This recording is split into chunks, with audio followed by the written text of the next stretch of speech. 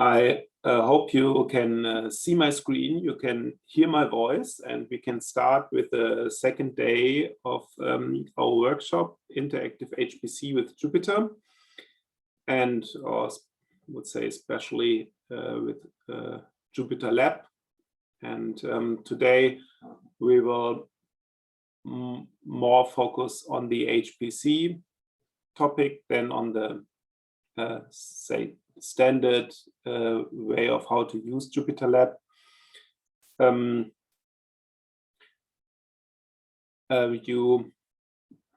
You still know that there is our live document. Let me just show you that, copy to the chat. So I did an update of the document, so you can see here, adding a link to the recording of our yesterday's meeting. So if you want to have a second look on perhaps some of the details, just follow this link here, and you can go through a few issues a second time.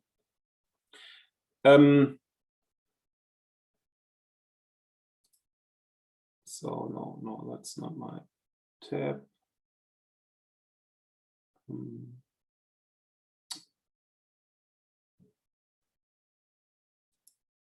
No, that's also not my tab.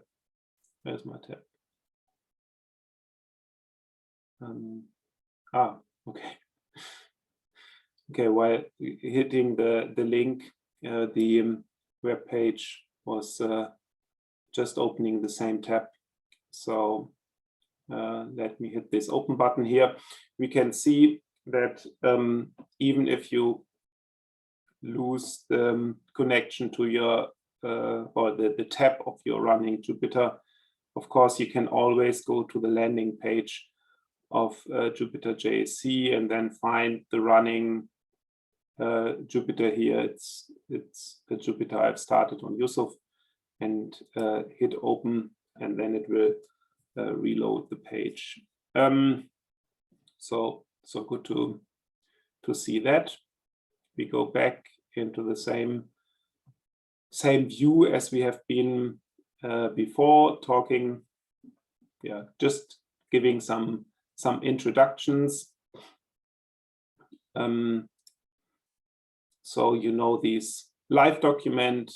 Christian is, of course, again here. Thanks, Christian, for managing the chat. And so please, if you have any questions, just use the chat and ask them there. And of course, I'm here in the break and after the workshop to talk about any details and anything which might be not expected as you would expect it to be, and perhaps other ideas and of course also things I would like to learn about your use cases. So second important thing is the GitLab or repository of this workshop. So if you follow that link, I can also copy that link to the chat.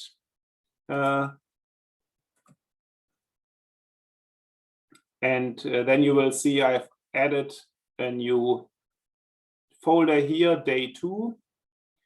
So all other things have almost stayed the same. A little update of day 1, fixing a few things in there. So day 2 will give us quite some quite some topics to talk about.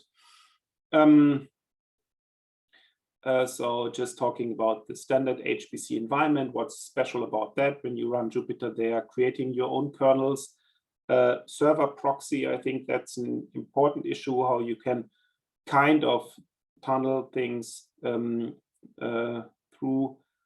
Jupyter Hub and to your browser. So third-party applications We will have a look at JupyterLab 3 and how you could start that.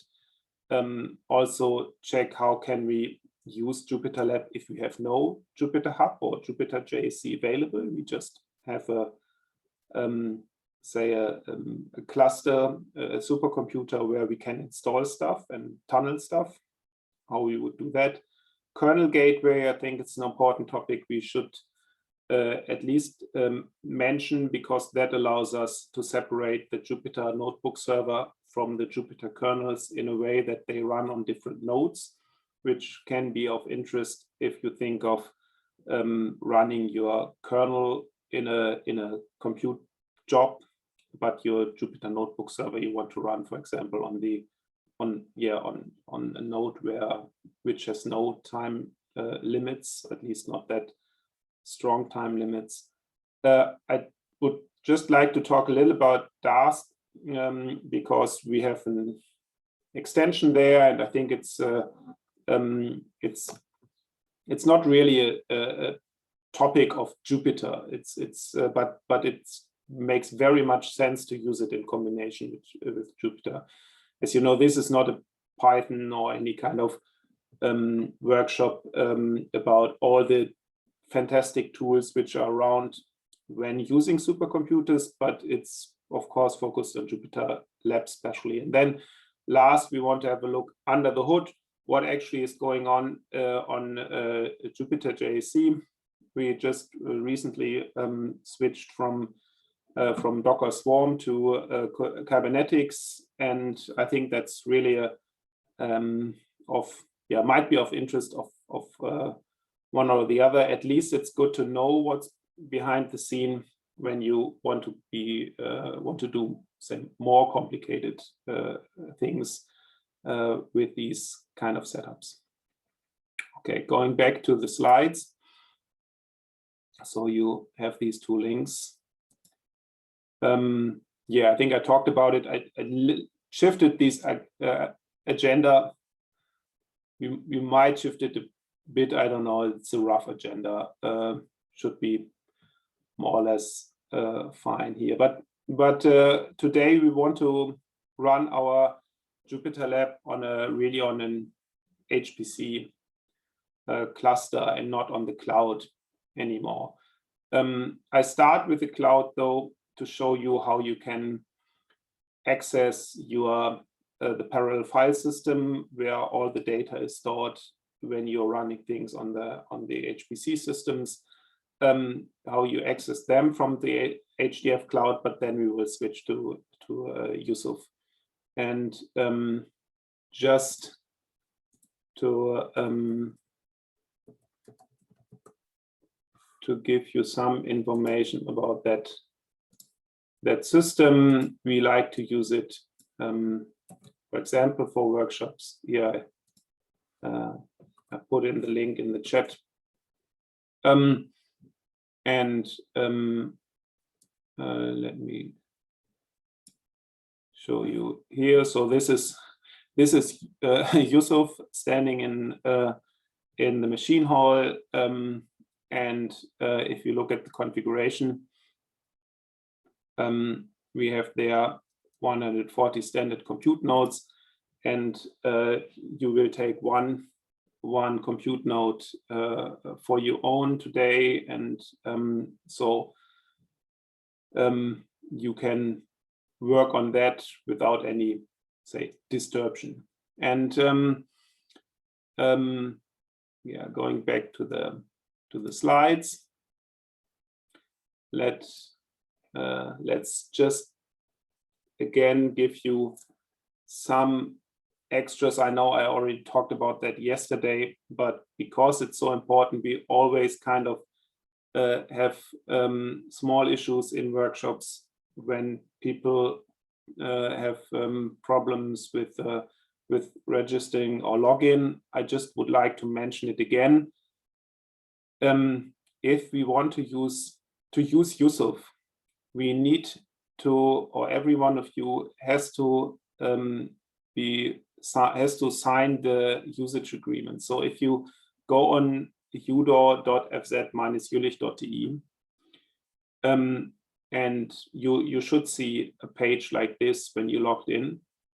And you should see that you at least have the system UDAG and Yusuf listed, because hopefully you already joined the project training 2109.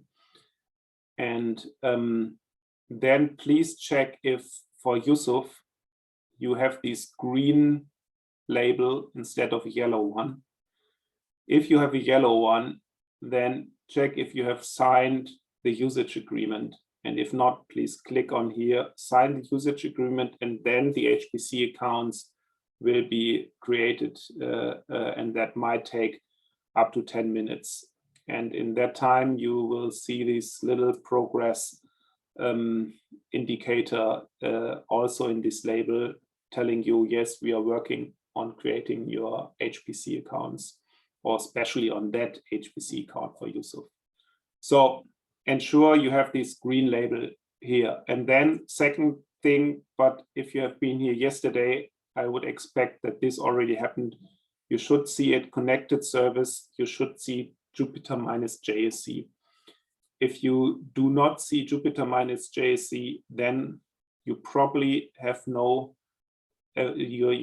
signing the usage agreement has not been done, or the HPC accounts are not created yet. I'm always expecting you have joined the project here. So yeah, I think that's most important thing to check before we start. So let's go to the next slide, and also again one slide just to remind you of the setup. I think it's important to have that in mind to understand what's going on in the background. And as we love to know details about our HPC systems when we are on a certain machine, then I think this is important. So you are on the left side, you are using your browser. In your browser, JavaScript is running, which actually shows you a JupyterLab when you've started that. And then in the middle, you will have Jupyter, the Jupyter-JSC magic going on here. So when you log in and you end up on the landing page, you should see you have connected to this Jupyter Hub. So just let me open this landing page. So first of all, I would expect that you can see that landing page. Actually, I'm not really focusing on the chat, but I see there's a lot of things going on. So I just have a quick look on the chat. No, we do not need the SSH keys. So please, I mean, you can add SSH keys if you like, but we are going 100% through Jupyter Hub. And so please do not bother with the SSH keys. That could be a long story if I guide you through that now.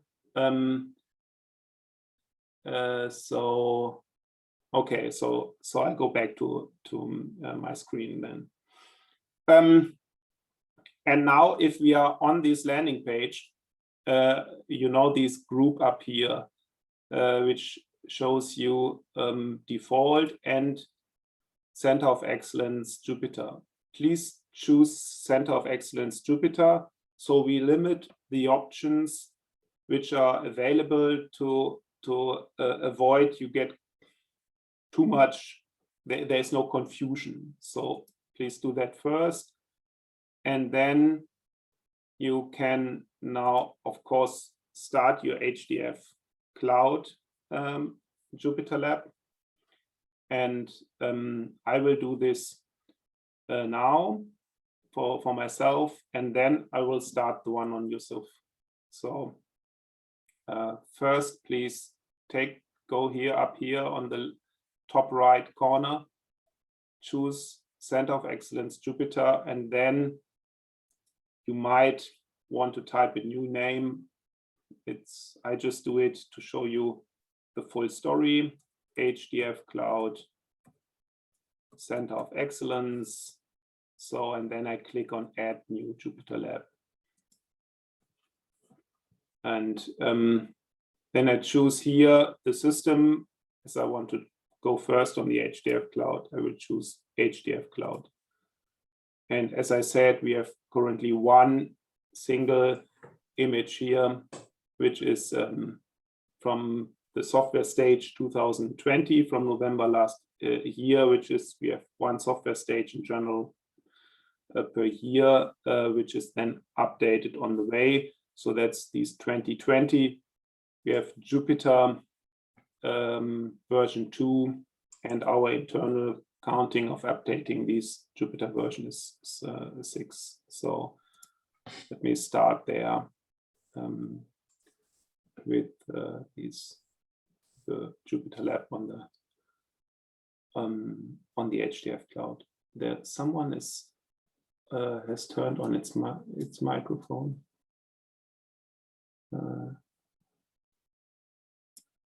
Okay, no, not anymore. Okay, perfect. So this is the one Jupyter I would like to start, and then I would like to start a second one on Yusuf. So I just open, while this is loading, I just open the landing page again.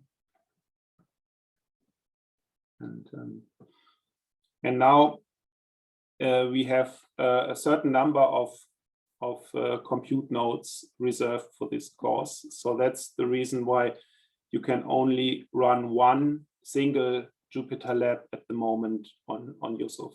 If we would allow as much JupyterLabs as you like, then the reservation would probably not be enough, and some people would not be able to start their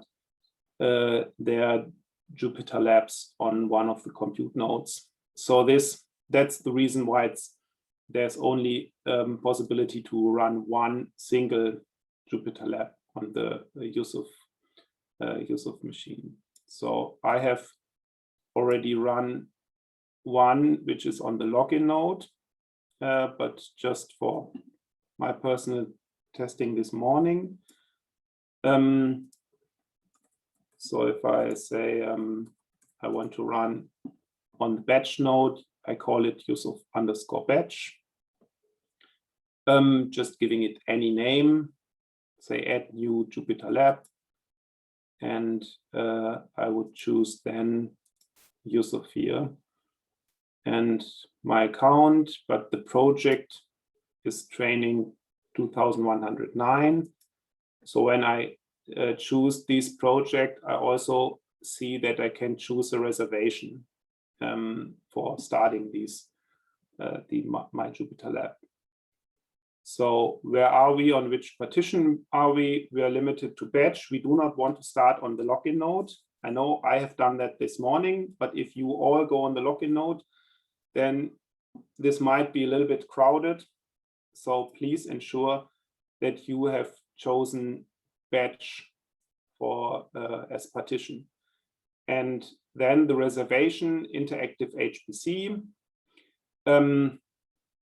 You can see information to that reservation if you hit the button down here, reservation information. So it's an active reservation, so currently running. It goes from 9 o'clock in the morning to 2 o'clock in the afternoon. It has 80 nodes.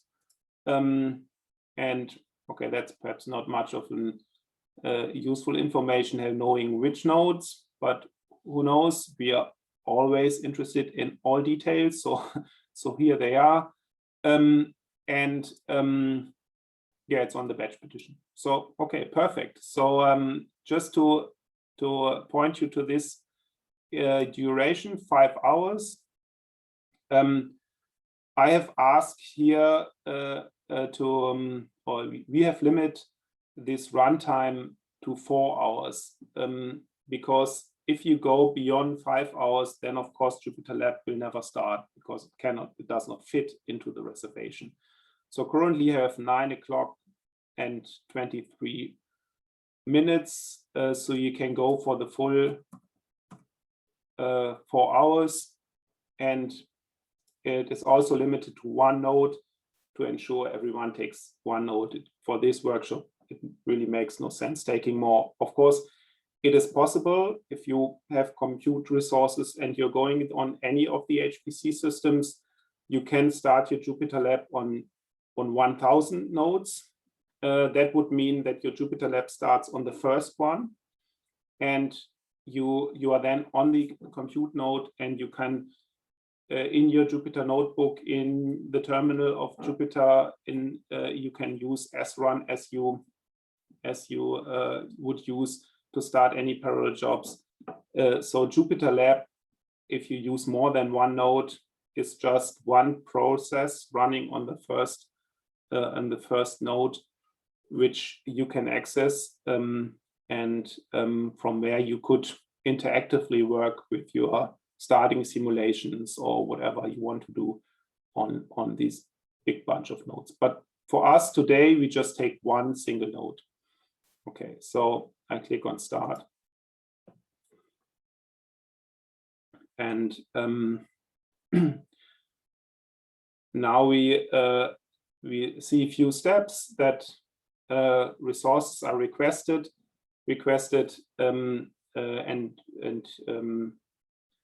I will actually come to that on the slides because this will rush through and might be a little bit too fast. So I'm switching back to the slides now.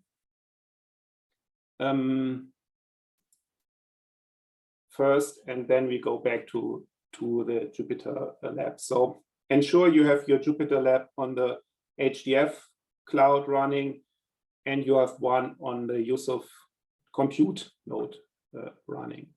So I go to the next slide, which actually is just about what we already have seen.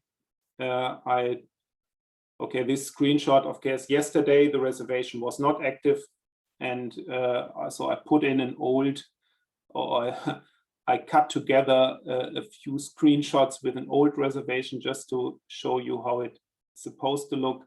I might need to update that, but you have seen I think you have seen the original one just a second ago. So we have discussed this already, and hopefully everyone's JupyterLab is starting up now. So I can, while that's happening, I can just give you a little bit of information. So when your JupyterLab starts, there's a lot of things going on in the background.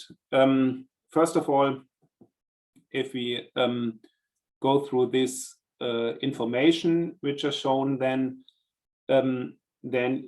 you're requesting, you're asking, Jupyter Hub is asking Unicore, which is the service running on all of our HPC systems, asking Unicore to create a job on a certain machine for a certain user. And Unicore will first ask the identity management system if this request is a valid request, and if this user or this if this request has been has a valid token, say it this way. And knowing, okay, that's a valid request, Unicore will check if the resources are actually resources you are allowed to use. Of course, that already has been checked by Jupyter Hub, so you do not see any resources you are not allowed to use. But anyway, Unicore will check that if these resources are yours, and will then do more or less, will then do create a Slurm job, and will start that Slurm job. So in the background, we have a scheduling system which is in our case called Slurm. And this Slurm is actually managing all the jobs on the HPC systems. And Unicore is also just creating a Slurm job and putting that Slurm job in the queue. So this request submitting to Yusuf, this can take a while if you have no reservation.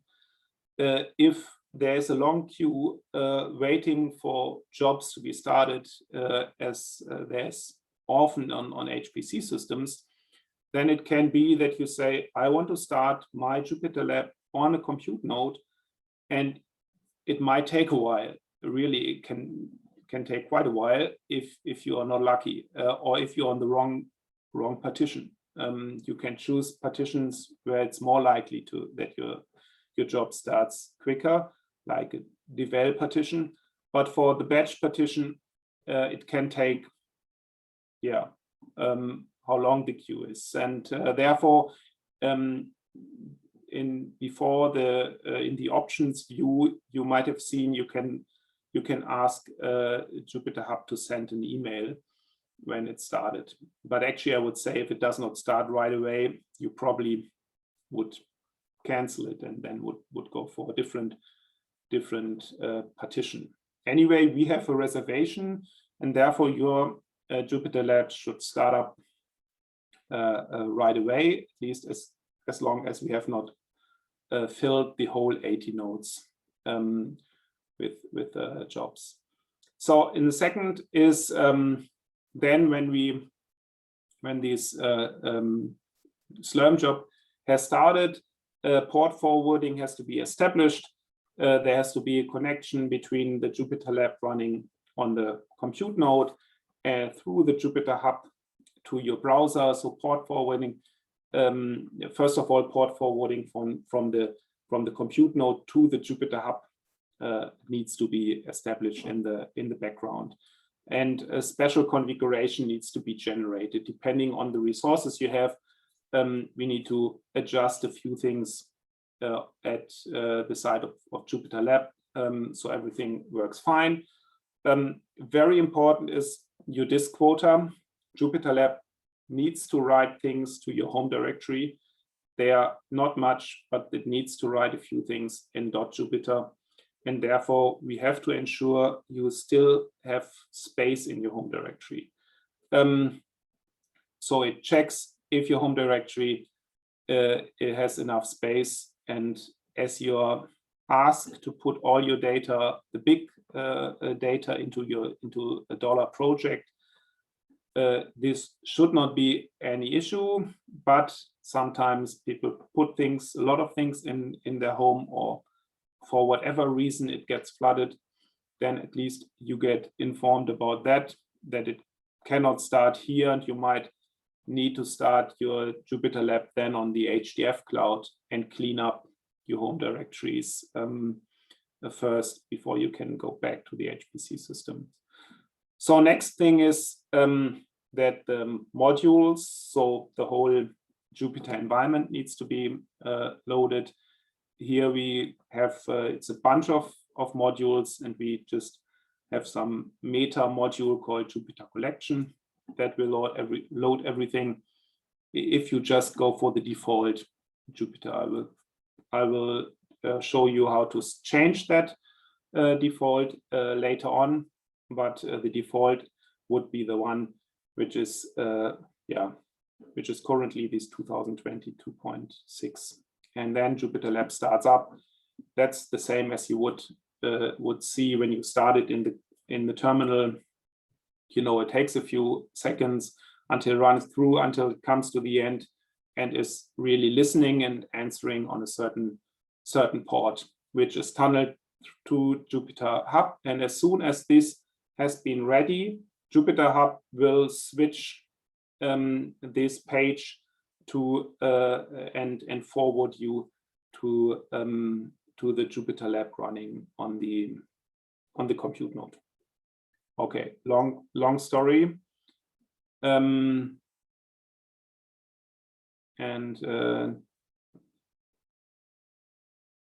Okay, I just see this in the chat, start failed, limit reached on Yusuf. If you see this information, then you try to start multiple JupyterLabs. We have limited it to one JupyterLab for this course, just because we have these 80 compute nodes. Just wanted to ensure that no one by accident starts 10 JupyterLabs and uses 10 nodes. Then we might end up that someone cannot start its JupyterLab anymore. So if you see this information that a JupyterLab per user 1, then please go on the landing page of Jupyter JC. So this landing page here, and just scroll through, and you will check the system and might see that you have two. Okay, I'm special. You have two JupyterLabs running, like I have here now, both on Yusuf. And if you see that, then please stop one of them, because there's only one. There's a limit to one JupyterLab per user on Yusuf for this workshop. I hope that that helps. Okay, so I will see while I'm talking and give you more information. We'll see if that can be fixed.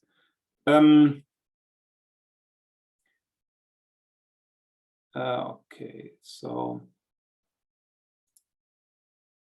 going to the next slide.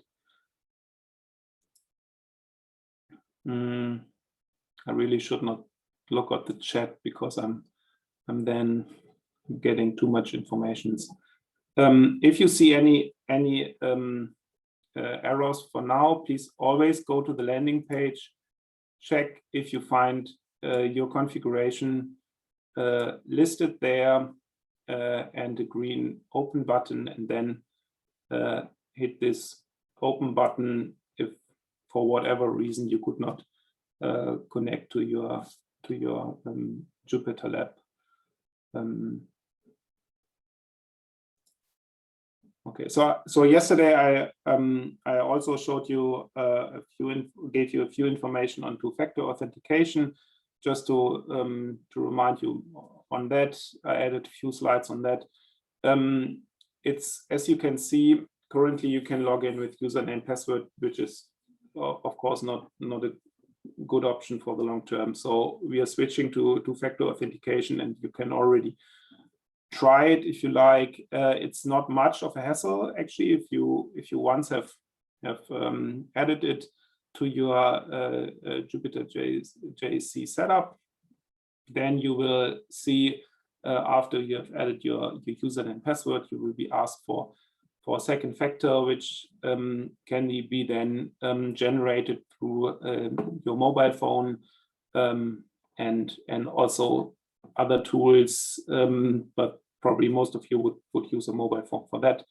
And you can ask the system also to save this second factor for 7 days, so you do not have to type it in every time you log in, but it's saved then in browser, and therefore it's system specific, and you are more safe with the second factor. So I just saw that these links in here, but I did not change them. I'm sorry about that. They are pointing to the wrong page. So if you want to try it, you can follow this link, but please take a capital 2FA at the end, and then it should work.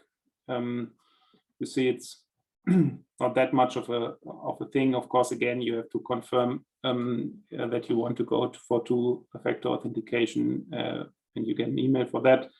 And then, in general, that's quite useful way, quite usual way taking this one-time passwords, which is just valid for a certain time. These TOTP time-based one-time password algorithms, and this one-time password is generated then by any kind of application which can generate these TOTP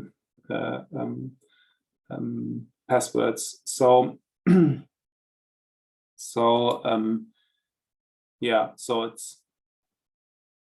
it's tried out, but please remember this link I put in here. I have to fix that. Okay, so next thing I want to, I think I'm now done with these slides here. Yes, I'm done with these slides here. So, so I can jump in first with things I would like to show you still on the Hdf Cloud. And so I go in my JupyterLab on the Hdf Cloud. I hope you have both things running here. So this, mine is not running. I stopped it. So just let me open that one.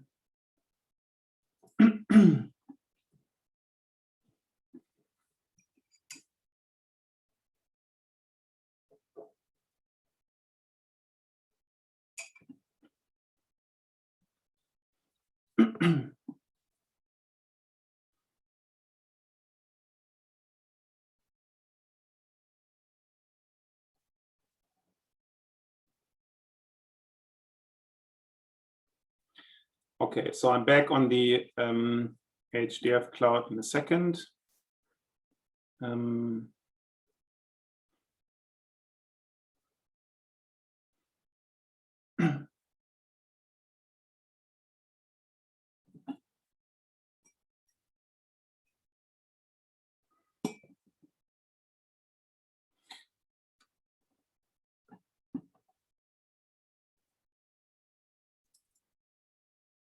And here I'm actually at the same spot as I have been yesterday. So in the repository which I've cloned, just showing you the use of this extension Git. So I'm going into that repository and I can hit on Git, and of course I have already pulled all the changes, or actually were working with this repository yesterday, but you might not have the updated, pulled all the updates from day 2. So you will find here a button up here. So when you are in that directory of this repository, which we were using yesterday too, you should find here pull latest changes, and you should be able to hit it and then get the changes from yesterday. Or if you get in trouble, then just pull the whole repository, clone the whole repository again, so we do not have to hassle too much with merging and so on for now. But you should in the end see this repository, and we go on day 2 here. So we have finished with welcome and login, so perfect. And one comment I have to, I saw that on the chat. In the compute node, that's a really important information. On the compute node, you have no internet connection, so no chance to do a clone or pull on a compute node. So that's why I would like to show you these steps now, and I would like to use the chance to show you how to copy things from the Hdf Cloud to the GPFS, because on the compute node you have no internet connections. And as we are now all on the compute nodes, to not flood the login nodes with all our Jupyter labs, keep in mind you have no access to the internet, at least not in a simple and easy way. Therefore, I will show you how you can pass information from the cloud to the GPFS systems. So I will go here on the Hdf Cloud, and I'm now on the day 2 and go in the folder HPC environment.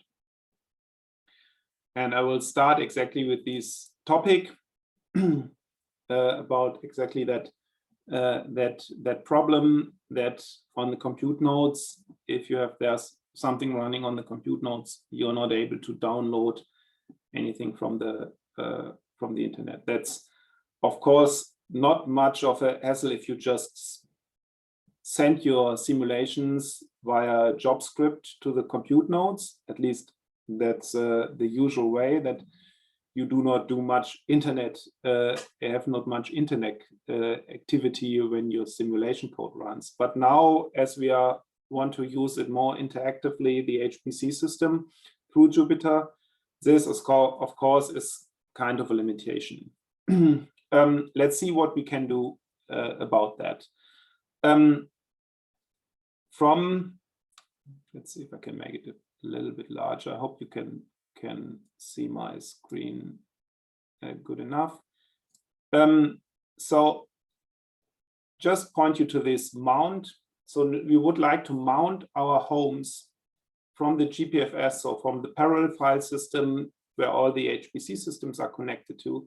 We want to like to mount it into these into our container running on the OpenStack on the Hdf Cloud. Therefore, of course, we cannot just mount anything. It's from into this cloud, because these two systems or these are really separated worlds. The cloud is completely in a different area and than the HPC systems. So we have to authenticate. We have to get all these mount done through, we have to authenticate against a service which is actually then doing this, these giving us these access. And there again, we can benefit from Unicore, which is not only starting processes on the system for us, but also managing these access in combination with UFTP, allowing us to mount our homes. So I will just load these packages, and I would like to show you a little bit of the details, or tell you a little bit of the details, because again, I think when you're running on an HPC system, you need to know the backgrounds here. So during the login process in Jupyter JSC, you have already authenticated yourself. You did it when you typed in your login name and your password, and perhaps the second factor authentication. And all this has happened with the Unity IDM, the identity management system, which is running in the background.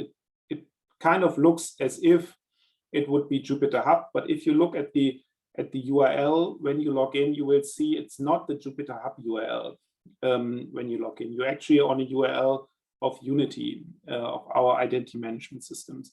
So this Unity now can generate temporary tokens, and they are kind of comparable to user plus password. And with these, you can authenticate yourself to other services which are also connected to Unity. And so here in this first step, we now ask Jupyter Hub.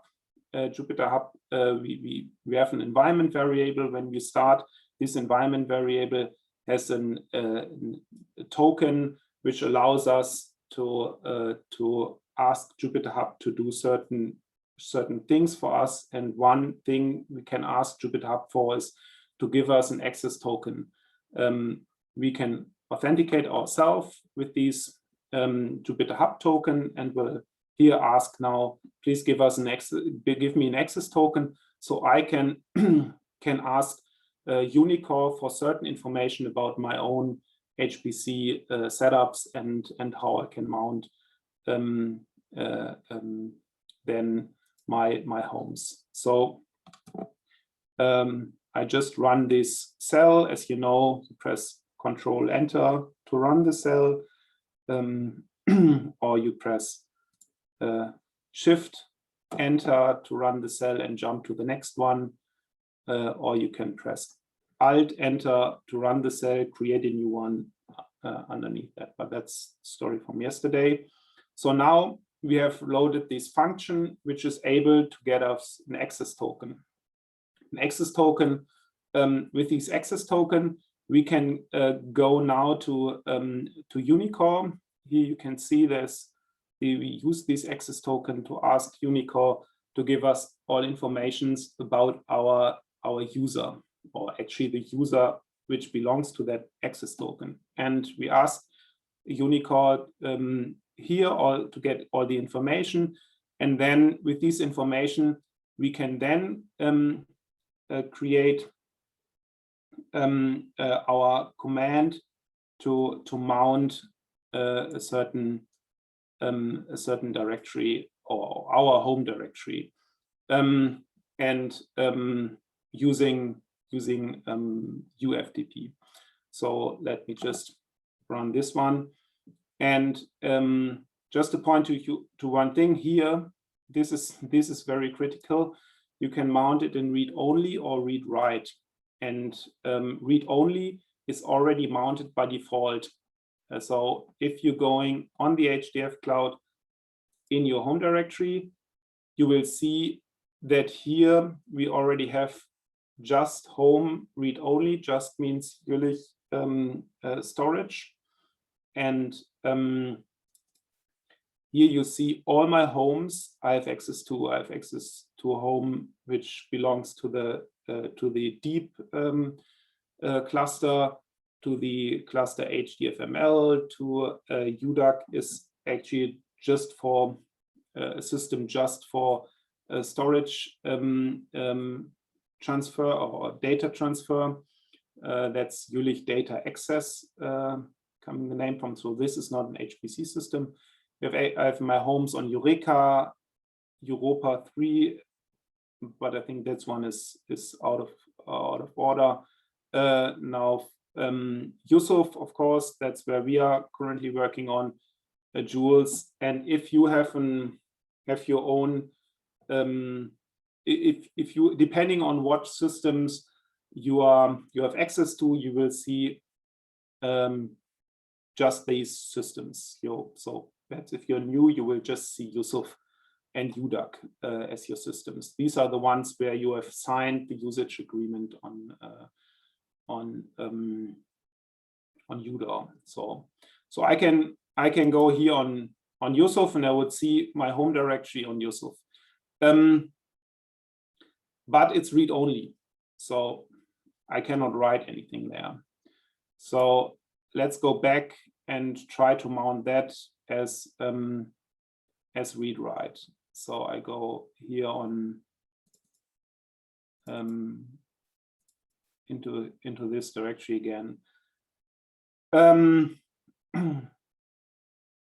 Okay, so putting everything together. So first we ask for this access token, hopefully get one, or at least I'm expecting that we get one, and then we build up the command to which is needed to mount. And here we will do this in a read-write manner. So I just run that, and now I have the command in this variable. Actually, when you will print that command, you will see this one-time password, because that's an old one, but it's of course highly secure, at least for the moment. And you will get this long command. I think we can. It's of course interesting to know what's going on behind, but just least let's focus on getting write access to the GPFS. And then second thing here is this also nice to know if you know the magic sound from yesterday. So if you want to use a Python variable in a bash or in a magic cell magic, here you can pass that Python variable with -s and then the name to that cell magic, and so I can use it here with $1 and would get actually this command. And at the end, I just say where I want to mount these, mount it to. So that's why I created before I created directory and then mount the systems there. So I did that, waiting for a few seconds until this file browser will refresh. And then I should see that I have, I'm in here, and I have now read-write access to my directories on the HPC systems. Be aware, this is really read-write without any, how do you say it? There is no trash, there is no, there is nothing which saves you from doing really ugly things with your own data. So, but of course, everyone is aware of that.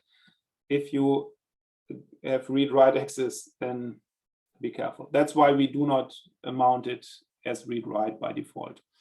We might make it a little bit easier in future.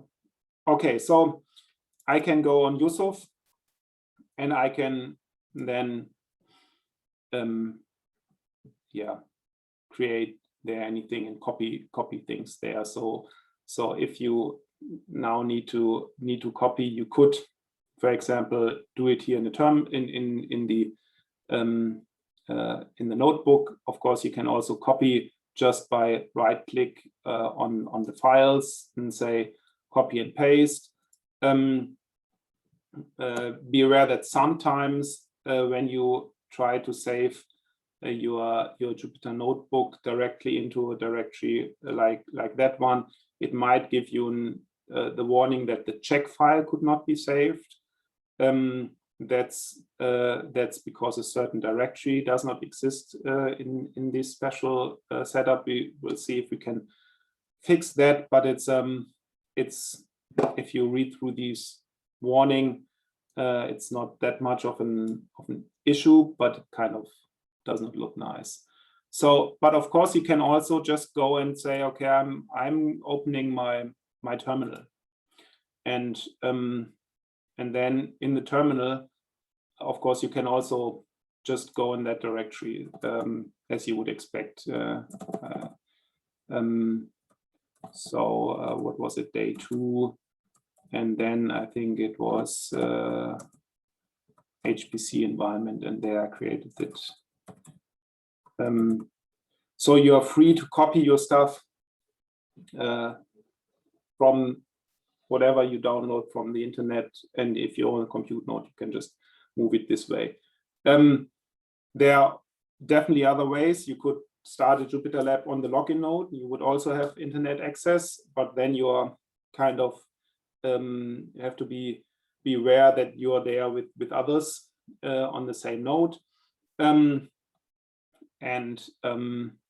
Yeah, I think there are always different ways to move things around, but we hope to get to make it more and more easy to use the Hdf Cloud, using to do little data analysis for the which does not need any HPC resources. And yeah, so one thing I have to correct. I yesterday said when your JupyterLab is idling for more than a week, then on the Hdf Cloud, then it will be stopped. The container will be pulled down.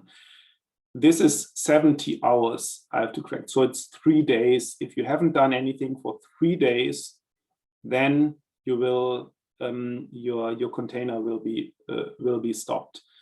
A second limitation, which we will change in future to make it less complicated to use, is currently if you use more than 400% of the virtual machine, so complete 4 CPUs, for whatever reason, you have 4 JupyterLabs running, you have 4 kernels running, and they all use 100%, and then you start a 5th one, or you somehow parallelize and beyond 4 CPUs. Currently, we have to stop the container then, because you're sharing this virtual machine, of course, with different people, or the real physical machine with different people.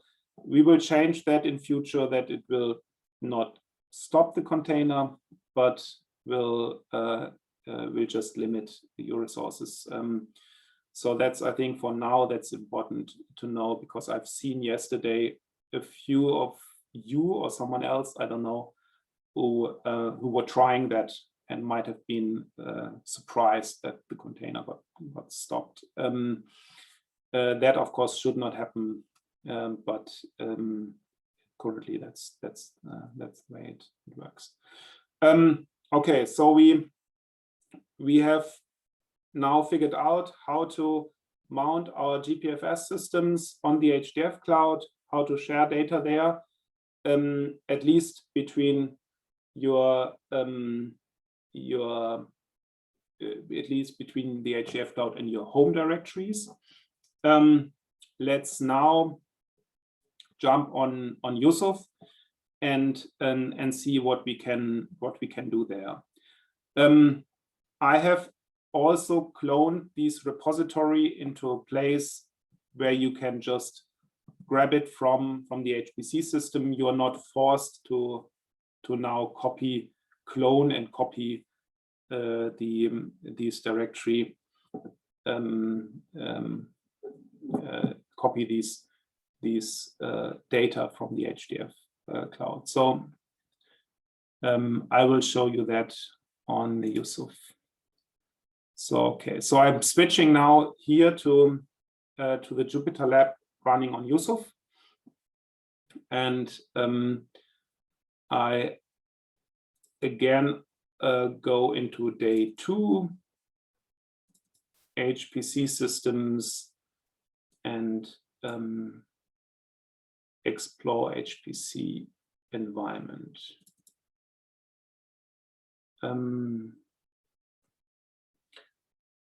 Okay, now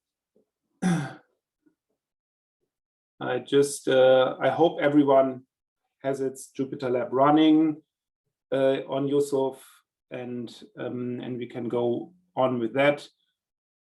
And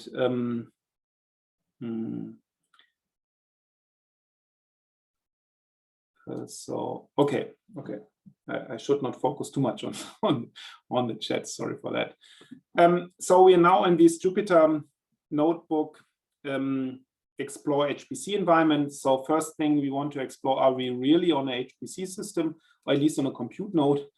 And so we can run the cell, Control Enter, grabbing the host name. You know, the exclamation mark means run it as a bash command, even though we have a Python 3 kernel running here. And yes, it shows us, at least if you know what that means, the host name, it shows us we are on Yusuf JSF, and we are on C compute node, or at least I am on C compute node 74.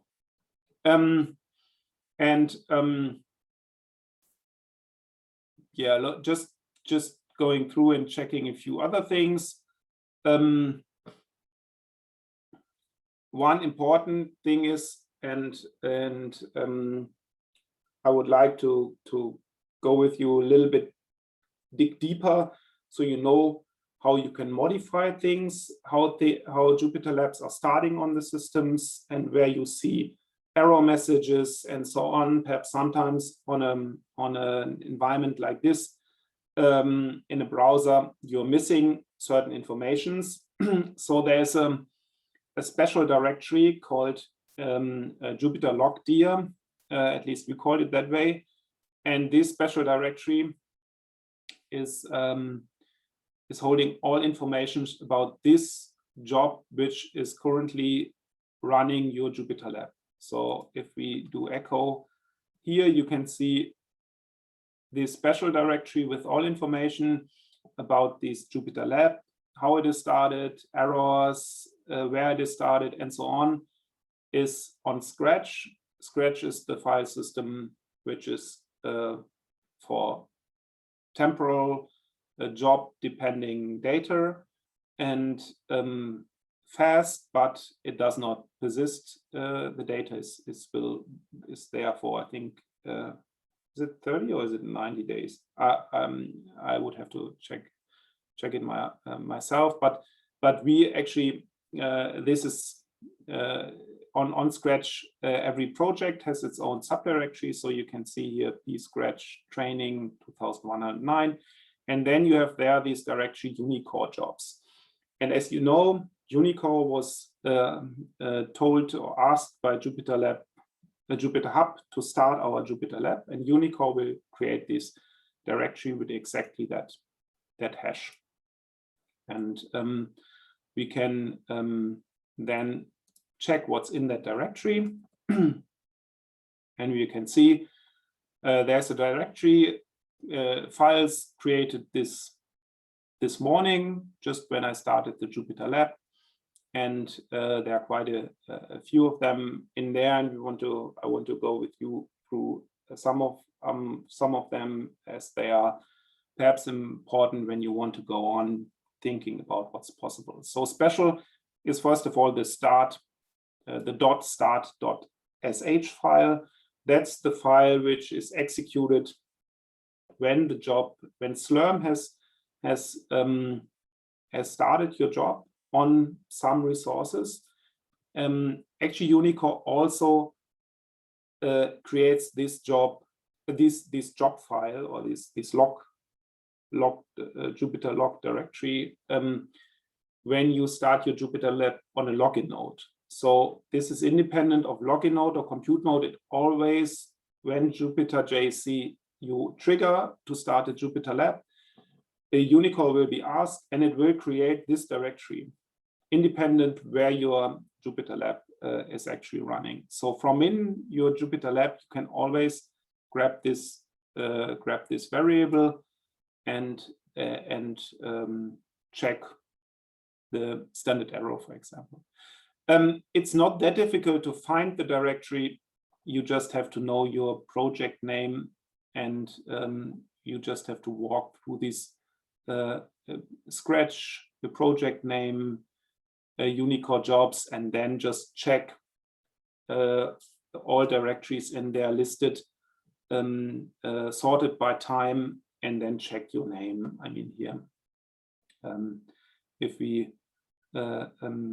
you would, for example, say we just have a look at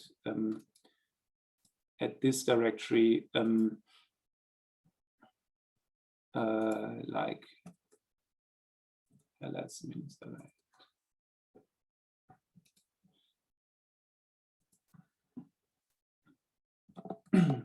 You see there are a lot of directories, so all of you seem to have started something, and you can see they are just readable by the person who actually started the JupyterLab, and you will find yourself quite quickly, hopefully.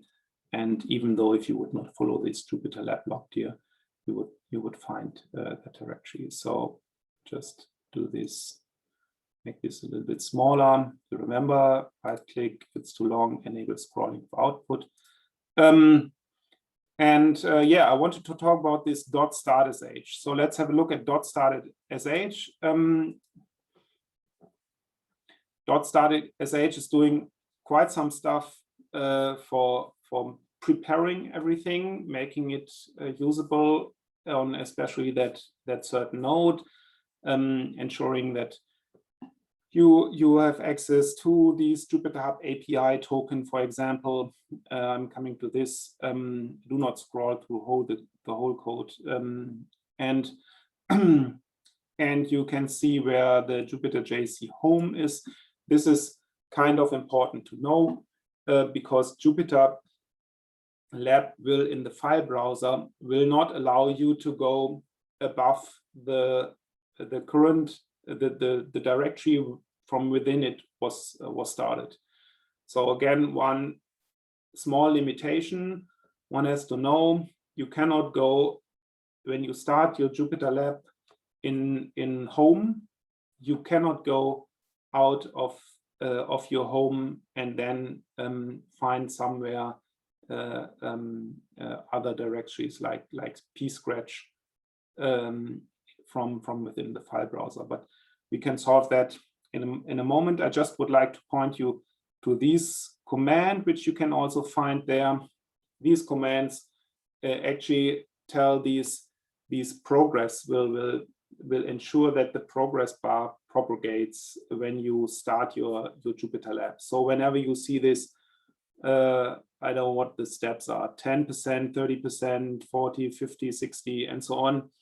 This all comes from this .start.sh script.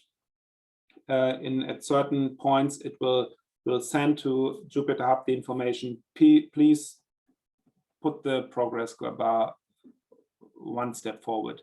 So when something stops, you could check in .start.sh, but hopefully you do not have to do that. What's actually happening exactly at that time. One important thing to mention, I will come to that in a later section. You are not forced to use these default Jupyter, which is on our system. You are free to come up with your own installation or using an old one. We have, as you know, we have this Jupyter collection version 6 here. You might have problems with 6, or we come with 7 or 3.0, and you might say, okay, that's not my default, I cannot work with it for whatever reason. Then you can create a directory, a file like this here in your home of the system, in the home of the system where you want to start your Jupyter, in this .jupyter directory, which is the directory where all kind of configurations of Jupyter are put, and you can create a start_jupyter-jc.sh file. And if you would copy just these lines in there, nothing would change, because the environment is loaded the same way as it is if there's no file like this. But you might come with your own Jupyter. You might have whatever, an installation of somewhere in your home directory, or you want to go to a different version, or whatever is the purpose of changing that. So you're free to do that.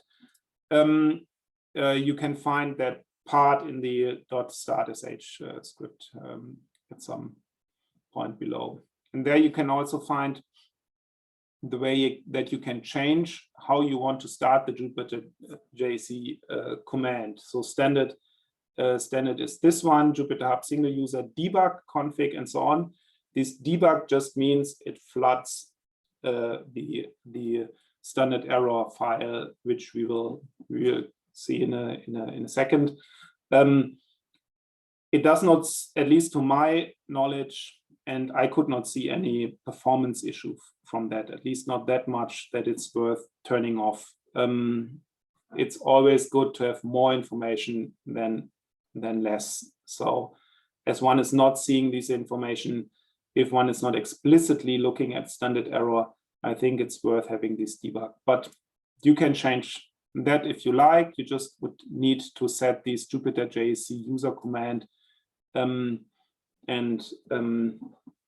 this can be, but this would require that you have this start Jupyter JC sh created. So you could say create the start _Jupyter JC -jc.sh, load the standard modules, and then also define this Jupyter JC user command and change it. I think it's really not necessary. I would like to know why it could be necessary to change, but as I know, you always want to be able to have full control, and that's the same I would like to have on a system like an HPC system. So here's the full control. Config is here special. There's a special configuration created just to ensure that the JupyterLab will run on the HPC system. So if you ever tend to change this, check what's going on in the config. Yeah. Okay, the second one I already mentioned, standard error. If there are issues, you can always look at standard error. If your JupyterLab stopped at something after, say, you see the progress bar, but then it stopped for whatever reason, we at least would go, first thing we would go into the standard error file and check, okay, what's going on there? And I say 99% of the times someone says it does not start, it's the quota. It's always the quota, home is full and it cannot start. These error messages are shown when you start and some issues happening, then you should check this web page with the progress bar, what's actually at the bottom. Sometimes it's already helpful, but I hope it's not too often. But at least you know you could get the details here. Okay, as I said, you have no access from JupyterLab to other file systems or parts of the directory than the ones which are below your home directory. That gives you is an issue when you want, for example, to access $project or $scratch. Project is the part of the HPC storage system where you can really put a lot of data, and Scratch, and it will stay there.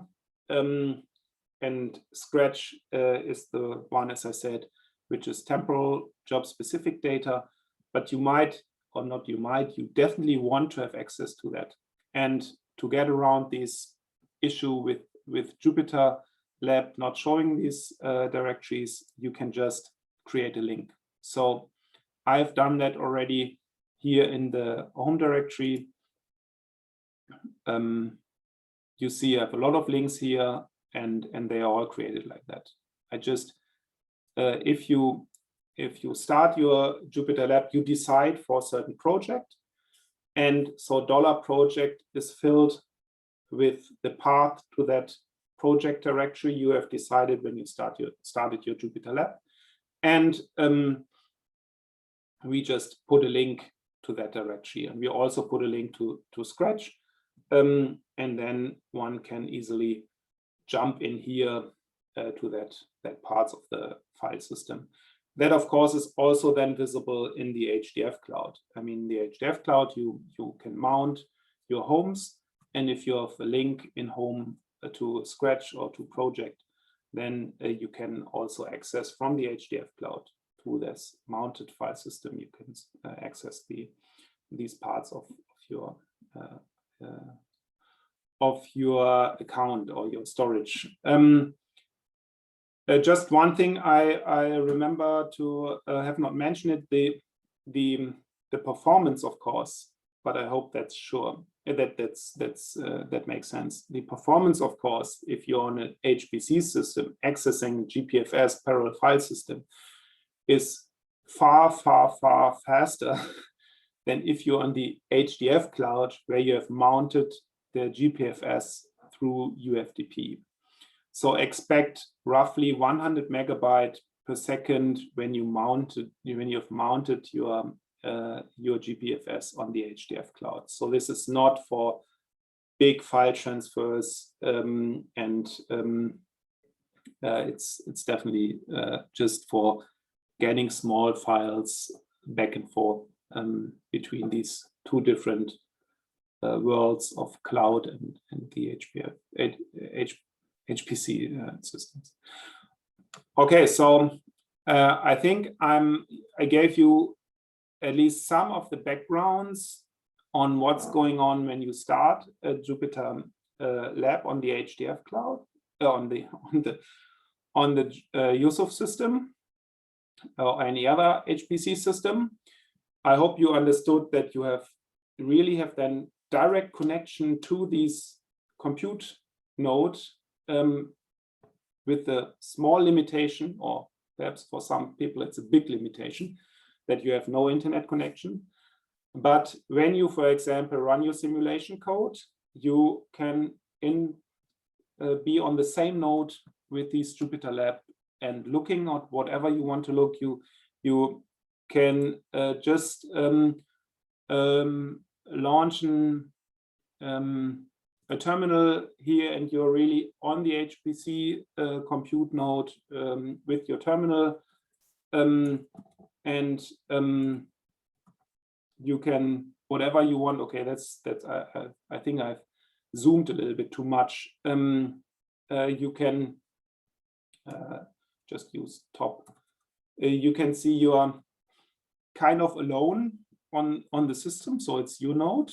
You can work from there as if it's kind of local system. So here we see the process running Jupyter. That was Jupyter Hub minus single user is actually the Jupyter Hub, which is now running and showing us here the data. And we have far more memory available, and of course now we can really do supercomputing.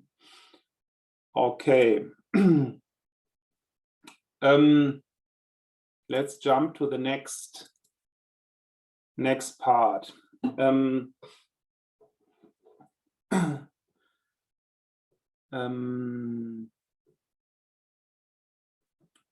Next part is about kernels. I just go back to the launcher. You still know you will open the launcher when you go on the file browser, hit the plus button here. You can always open a new launcher. And there you see there are more kernels by default than there on the Hdf Cloud. I told you yesterday, some of them are currently not yet installed on the Hdf Cloud because they depend on MPI. And as I said, when people start doing parallel stuff on the Hdf Cloud, they are kicked out, and MPI kind of tends to be parallel. Therefore, we have to ensure that that these limitations are more kind of less destructive before we put the MPI depending kernels on the Hdf Cloud. So, but just check here. We still have the kernels Jupyter, as we know from yesterday, Python, we have Bash, we have C++, we have, this is actually Cling. If you want to know what's going used underneath, it's Cling, coming from Clang, from the LLVM suite. So Cling is running here in this kernel, C++ kernel. And we have JavaScript, Julia, Octave. We have seen that yesterday. There's also an R kernel now, a Ruby one, and some special ones. We have seen the Pi deep learning kernel, which by default loads a lot of deep learning extra modules. So it's prepared to run TensorFlow right away and things like that. Howard and we have a PyParaview kernel, which has some specialties already loaded. These are starting with Pi, of course, makes sense because they are Python kernels underneath. And PyQuantum, it's for the quantum community, quantum computing community, also actually a Python kernel with some extras. I will come to this later. this is our remote desktop, so you can have a remote desktop right away from this JupyterLab, and then running your ParaView on the compute node just with one click away. I think that's really nice. That actually was the reason for the visualization group to push this JupyterLab, making life easier there. And then we have all these extra kernels, which are more my private ones, and which are defined in my home directory and listed here.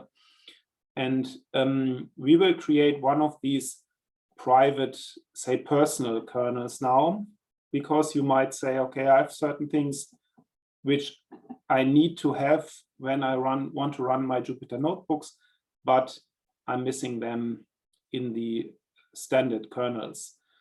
So as always, for every kernel, or no, for most of the kernels, there's a console. You know the difference. Console and a notebook. There are certain special ones, or there's actually one special one, this remote desktop. Of course, the remote desktop has no console. And therefore it's not listed there, and the rest is the same. So let's see how we can create our own personal kernel.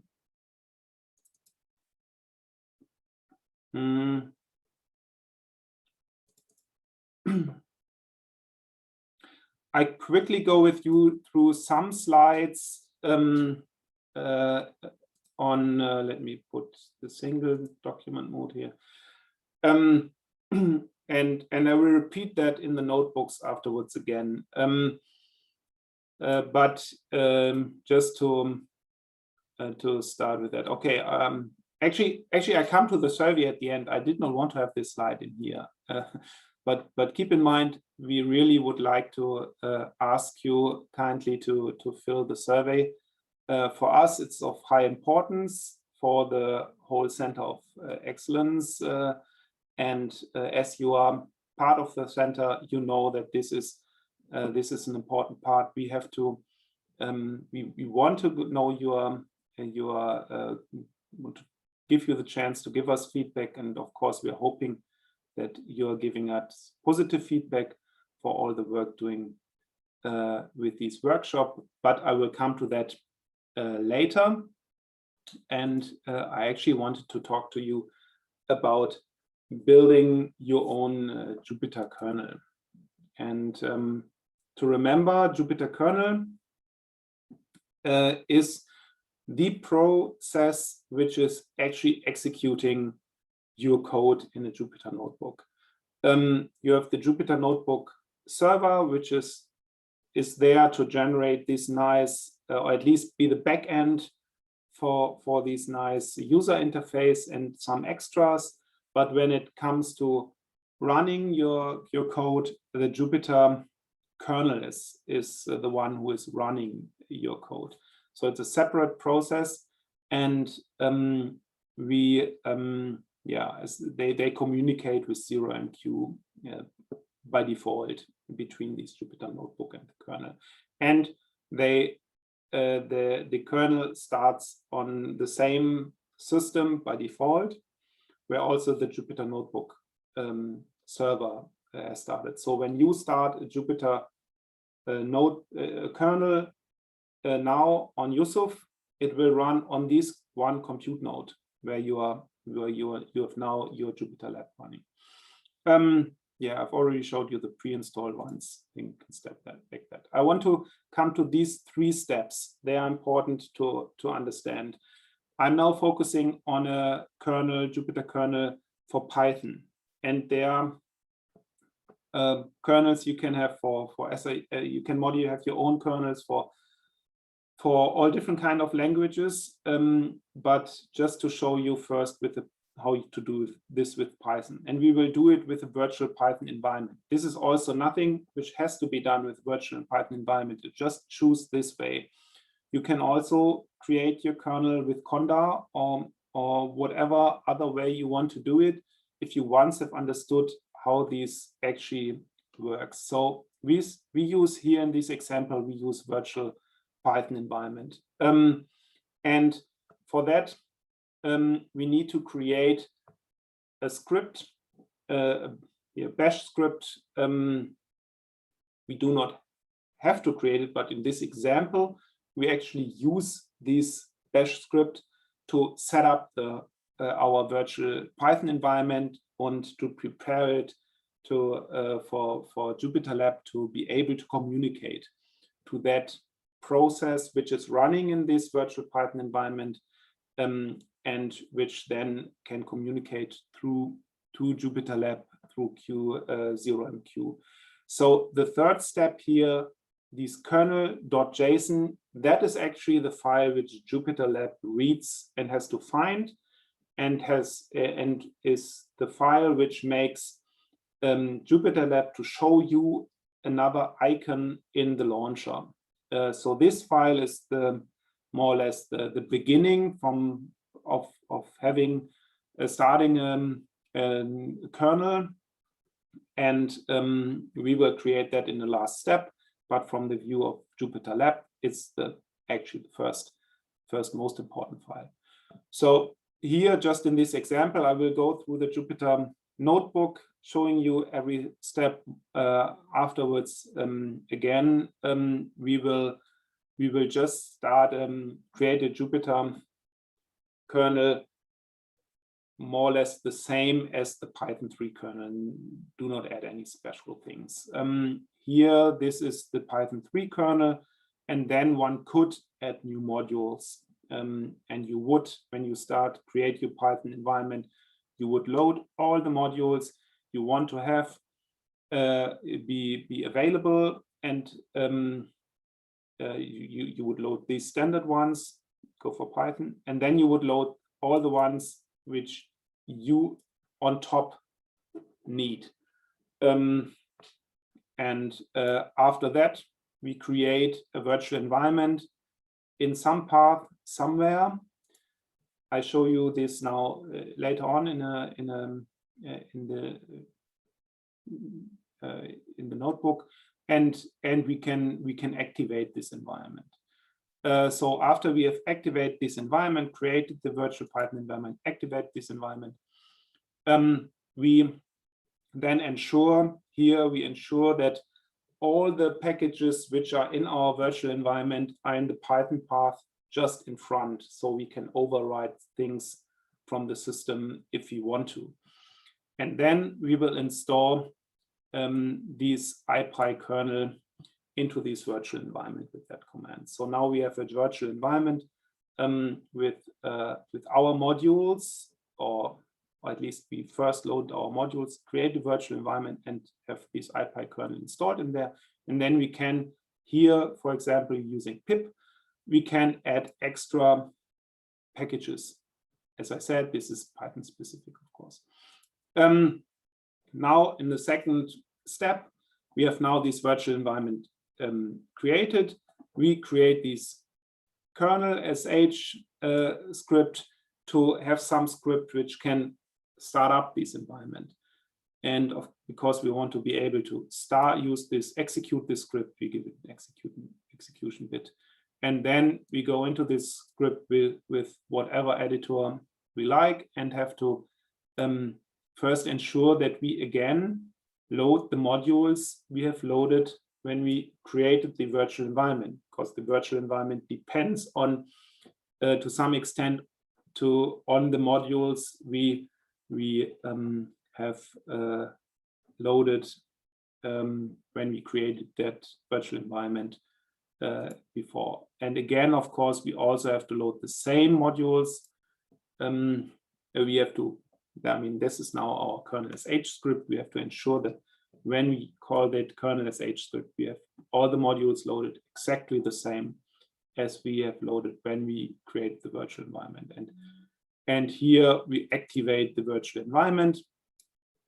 Also ensure that the path for the virtual environment is in front in the Python path, so we can override system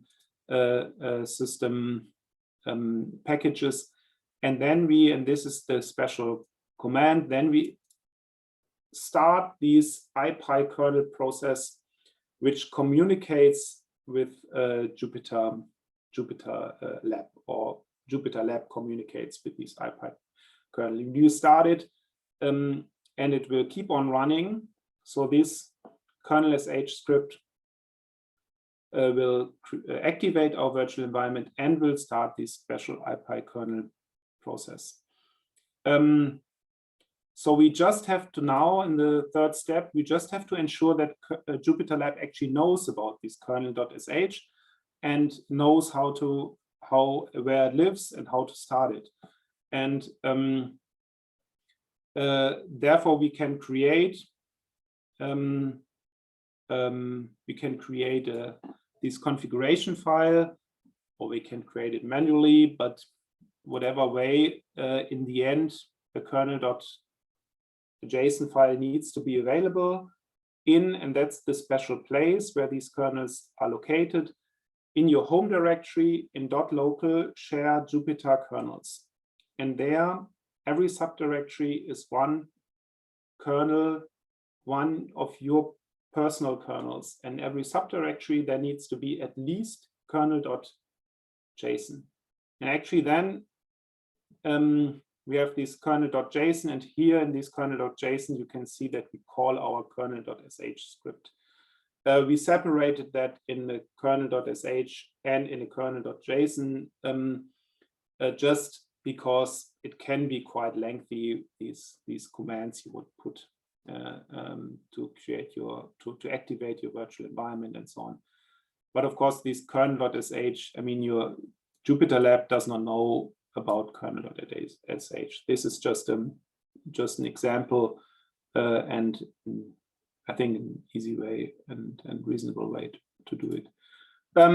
Yeah, and then we can see this special script. Let us let me just check what else are on the slides.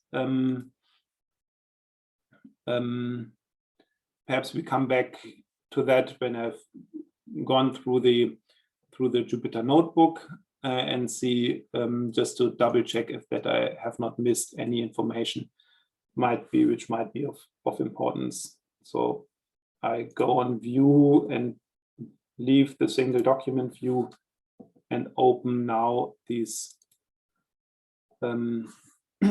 notebook about how to create your own Jupyter kernel. Again, as I said, 3 steps. We need to create the virtual environment. We need to create kernel sh. We need to create this kernel JSON file. So it's a little bit prepared here. It will create a kernel called your username _ kernel. I think I already have something like this. Let's see. No, seems not to be the case. So I can just go through and just take that name. Of course, you can take whatever name makes sense. Now my kernel I'm creating here will be called Gerbert1 _ kernel. This cell did not do anything else than just setting the name. Here, just to point you on that, this is running the bash kernel. So as you remember, the difference between having a cell magic with bash, so something like this. Oops, sorry.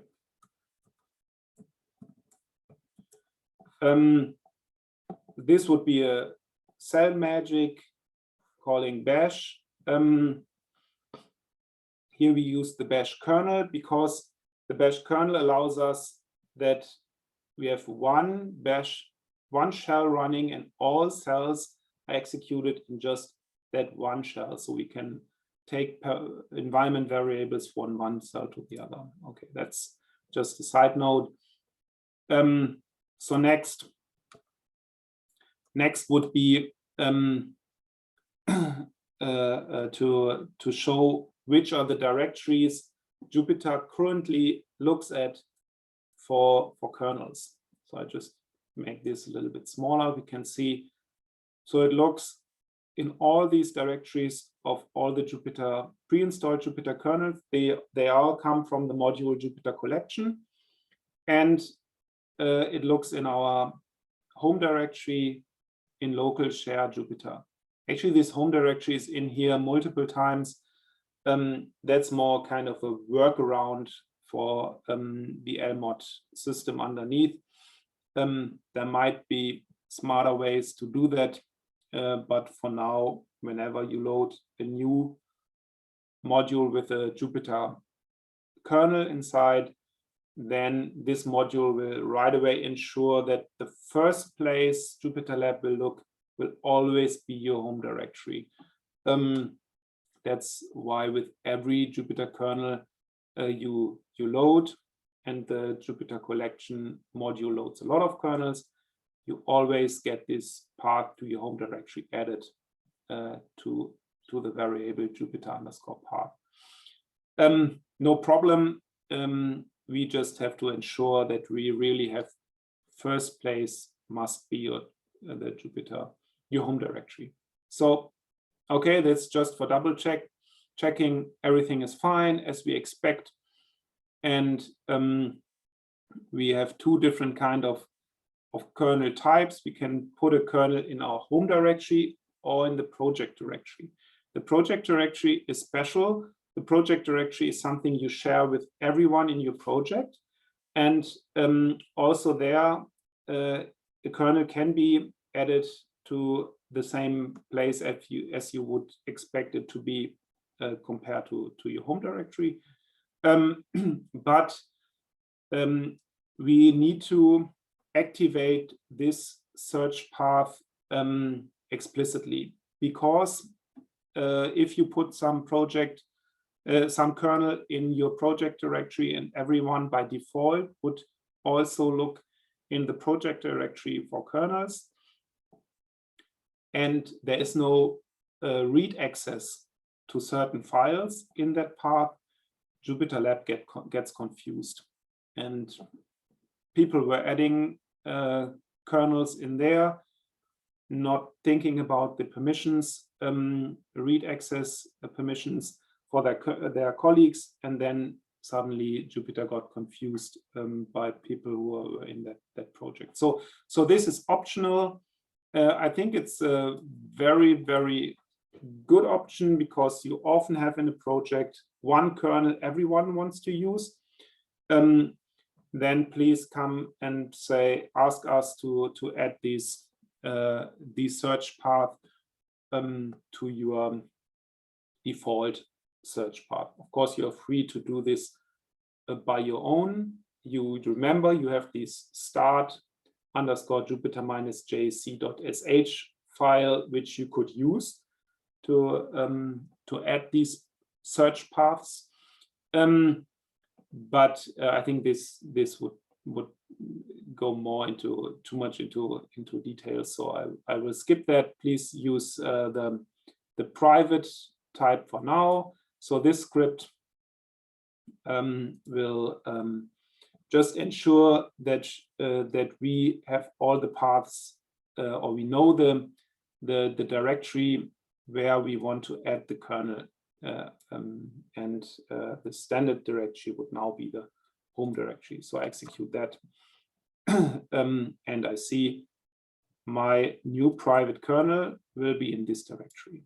So that should be the same for you, of course, in your home directory. You can see that my home directory is somewhere else.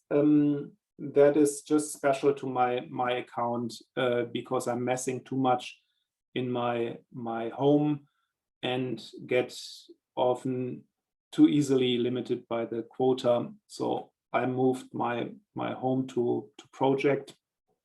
So don't be confused about that. For your case, you should see p home and the home directory there. Okay, next we need to have a directory where we want to create our virtual environment in, and by default at least this example, will create this virtual environment in project, in $project, so which would be P project training 2109 for us now, in my directory, subdirectory here, and there in a directory called Jupyter and kernel. And this directory does not necessarily exist for you now, but should be created in the next steps. Okay, and so now we need to load in these. As you know, we are now in the bash kernel, so we will load in the bash kernel. We load these standard modules because we want to ensure that the Python environment we create knows about the modules we want to use in the when activating the Python environment in the kernel. So we have to ensure these modules are loaded. We just add a module list, so you know, okay, all these modules are now loaded, and now one could load our own modules, whatever modules that could be. That's a little bit kind of specific to your use case, of course, and there's special knowledge needed to now know what modules you need. Perhaps you want to load TensorFlow, and then you need to have an MPI first. And so this is all about how do I load special modules. I skipped that for now. You just remember, okay, here I could add my own modules, and now we create this the virtual environment.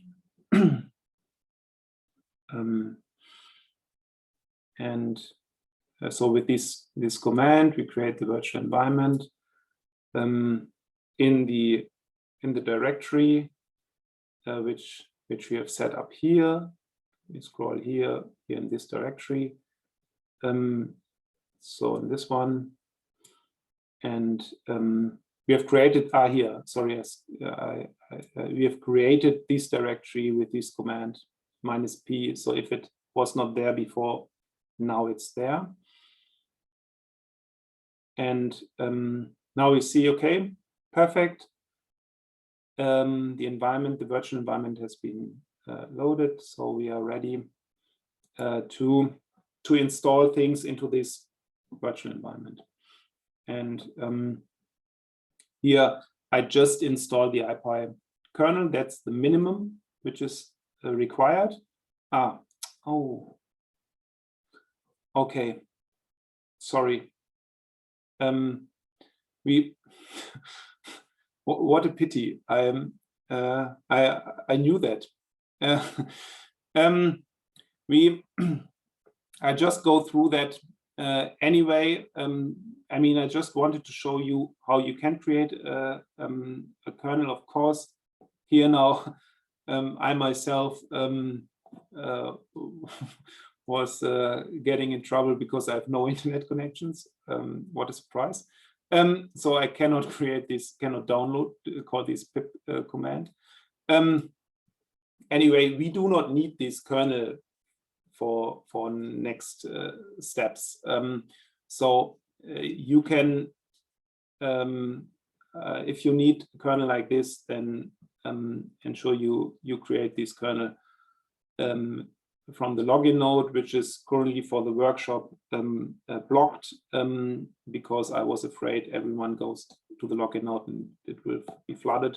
So I will skip this step, but I think you got the main message, hopefully. And here in the next step, we would then create this Kernel Sh script. I will do that.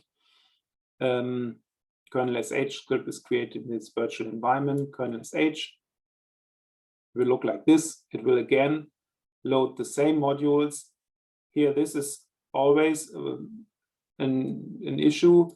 Remember that you have to load the module, also the modules, the extra modules you want to use. So if you have loaded TensorFlow above, you need to load TensorFlow here again, or ensure that TensorFlow is loaded in your Kernel Sh script.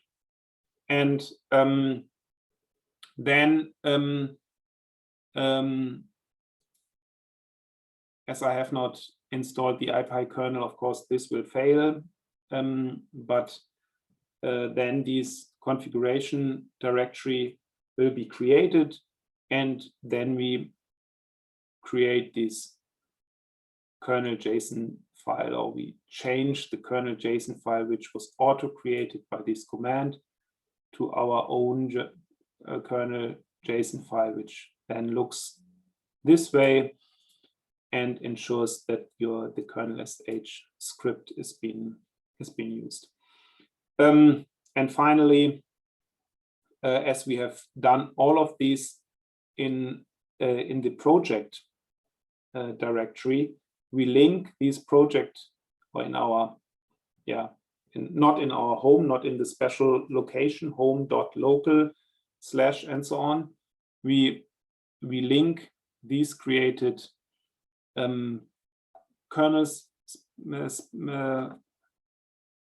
environment directory to our home directory here. So that's all. I show you how it would look in the end.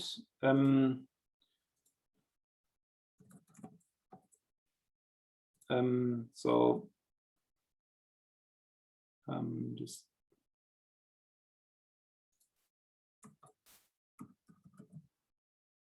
no, not local share. See if that's Jupyter. As my home, I told you before, I've put my home to a different place. So let me just go to the home.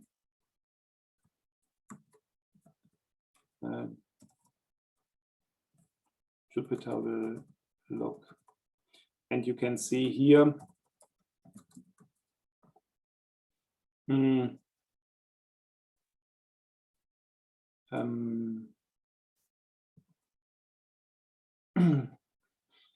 that we have now in the special directory, in our home directory, in .local share, there in the directory Jupyter, and then the directory kernel.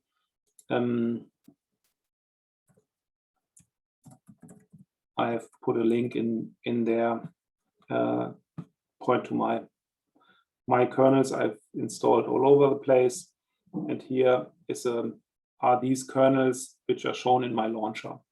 So if I go to the launcher, I can see this COVID-19 Dünstat _ Yusuf, which is here COVID-19 Dünstat _ Yusuf. So just checking that directory, how does it look like? And here you see that's actually in the end all which is in there. You can put these logos in there, and it will be picked up by JupyterLab. So we have this nice logo on top. If we now look at the kernel.json file, we see it just starts this kernel.sh script and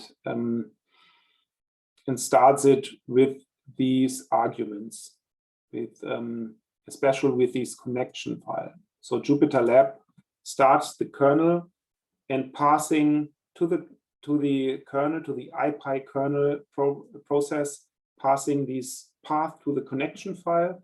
And in the connection file, the kernel will read all information it needs to connect back using 0MQ to the JupyterLab. And that's all magic behind it, a nice display name, and you can say what, or you should say what programming language this kernel is used for, and you have your own kernel. I'm sorry for this internet connection issue. but I think you got the point. So let's go back to here. And yeah, and it's almost 11 o'clock. So so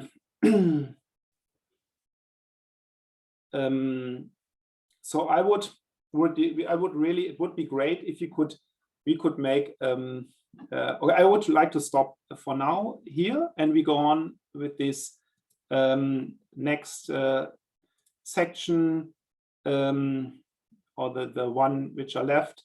Here we go after the break, but I would like to ask you to make a photo. It's always great to have a picture of everyone here, and so it would be cool if you could turn on your camera and perhaps I have to check how I can do this here. Perhaps Christian, you can make a picture. I can make this bigger. Perfect.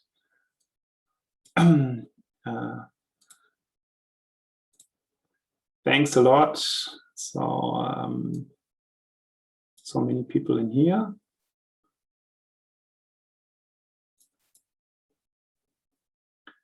I'm happy I have this second screen which is far bigger. Yeah, so I see you all. Hello, perfect. Thanks for being here, and I hope you have you benefit from this, and so I will just make a picture from us all, and then there's still people coming in here. Probably so many cameras. After 1 year of Corona, we are prepared with our online meetings, I suppose. And I would like to give you the chance if there are any questions, and if I can help anyone in addition, and we will go on with the rest of the topics at 11:30. Is that correct? Yeah, at 11:30. That's correct.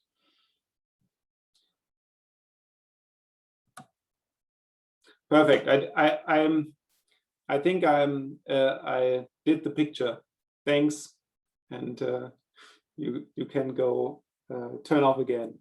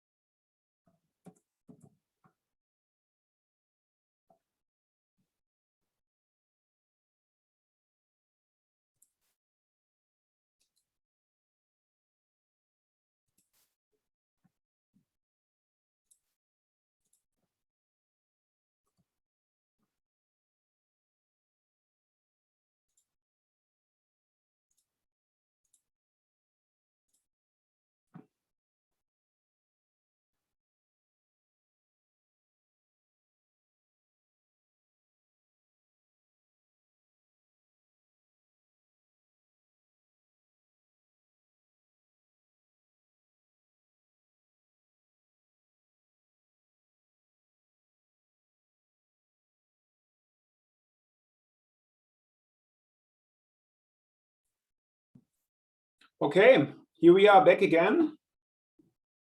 It seems as if you can see my screen, hear my voice, so I can go back to the slides. Just turning off this. So I'm here still on Yusuf, and I would like to answer 3 things which might have been not 100% clear, or where I did a silly mistake. One, first, is I created the mount point on the Hdf Cloud in the directory I want to copy. Of course, that is not a very wise step, because then you copy the mount point itself. So it makes it's definitely more sense. Let's go here on the Hdf Cloud again to put the mount point, so for example, directly in your home directory, and not in a subpath which you want to copy. As I did not really executed the copy command, I came not past that. So just to clarify that, yeah, sure, if you want to copy a directory to a certain mount point, then it makes sense to have not that mount point in the directory you want to copy. Second thing is, if you go to the landing page, here I've zoomed it so it's easier for you to see. Then you can see which systems are in maintenance. And there was the question why a certain system was not visible in the options page, even when the group default was turned on. So if I go on default now, and then I should see all options which are available. So the setting this to our other workshop group means limiting the options to make it easier to find the right setup. So, but if I go to default and say then I want to do start some new JupyterLab and click on JupyterLab, then I do not see Eureka here now, even though I have access to Eureka with projects, and I would expect that it's in here, but currently it's in maintenance. So here you go on that, and you see in maintenance today from 8 to 18:30. So there are hardware updates and new software in there. And, I don't know the details, but at least it's not available. So if a system is not available in here, it might be that it's in maintenance. Your permissions to access systems and which accounts you have and so on, they are all managed in a single LDAP, and therefore you see here the same settings, or Jupyter Hub will see the same settings as you would see on UDOR and so on. So yeah, if the system is not in here, probably the reason is it's in maintenance. Then the third question was, yes, concerning my mistake, letting you try to download things from the compute node. The easiest way is always just go on a login node. Okay, now if everyone would go on a login node now, I don't know how slaggy that would be if everyone goes on use of login nodes. But at least when you go on with JupyterLab in future, don't hassle that much with downloading it on the Hdf Cloud and then copying it somewhere and so on. So I advise you just go on the login node and prepare it there, and that's fine. as long as you do not really go and do your simulations on the login nodes, then there's no trouble with that. So these are the 3 things I wanted to answer. And go back to my JupyterLab running on, no, that's Hdf Cloud running on Yusuf. Okay, so here we are, still in the cloned repository, and we have finished with step number 3. And I would like to take the chance to talk about the server proxy stuff. I think especially in the HPC environment, this is really of interest and of, I would even say, high importance. So just give me the chance to guide you through a few slides and then show you a few things about that. So server proxy, okay, just step 1 slide back. Server proxy allows you to have to ask the Jupyter Notebook server to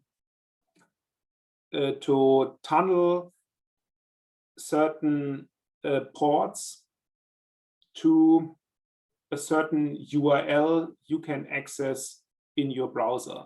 So it's not really a tunnel in the classical way. It's not a tunnel where you can tunnel a certain port on your machine, but it's a kind of tunnel. So it's a server proxy, which allows you to have a certain URL.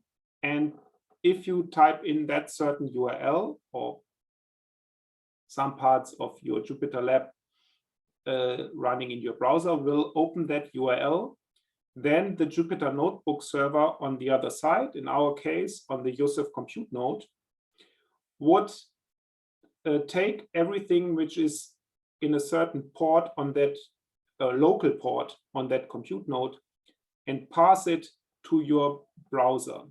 And of course, you need an application which serves that local port on the compute node with information which is of use for your browser. So your browser needs to be able to interpret it, this output. So you cannot just pass anything, but everything your browser understands, and that's quite a lot. So it's useful for any output which, or any web application which runs, for example, at the same time as your JupyterLab on the same node and is producing some output. I always mention TensorBoard, for example, which is just doing that. But of course, you can come up with your own tools. And I show you just a very small example. But first of all, I would like to show you how we use that for remote visualization. So we have this little button up here. And so I just will click that button, go in the launcher, and here we have my Xpra desktop button. So when I click that button, Xpra is something like remote desktop, some tools that like VNC, some tool which runs on the compute node and will give you a desktop where you can start X11 applications. And first thing to really show, okay, it's already shown here, hostname, you're really now, or I'm really now on the compute node with this remote desktop. And Xpra, at least from my point of view, is far better than VNC because it has a different mechanism to pass your screen to your browser, simply a faster one. And so hopefully it's not too it allows you to work with tools on the compute node which need which are X11 applications or any kind of X applications. So you start in with a simple terminal, so you can do whatever you like. It's a terminal. This is not a real full-featured desktop. I think we do not need a full-featured desktop, but we have this little menu up here, and a few of the tools are easier available just by clicking on them. And I will take here ParaView, for example, and start ParaView.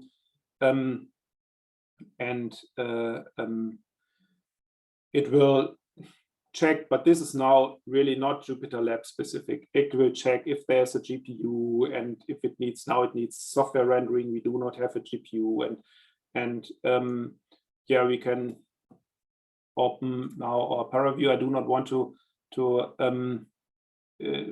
do much in here because this is not about ParaView.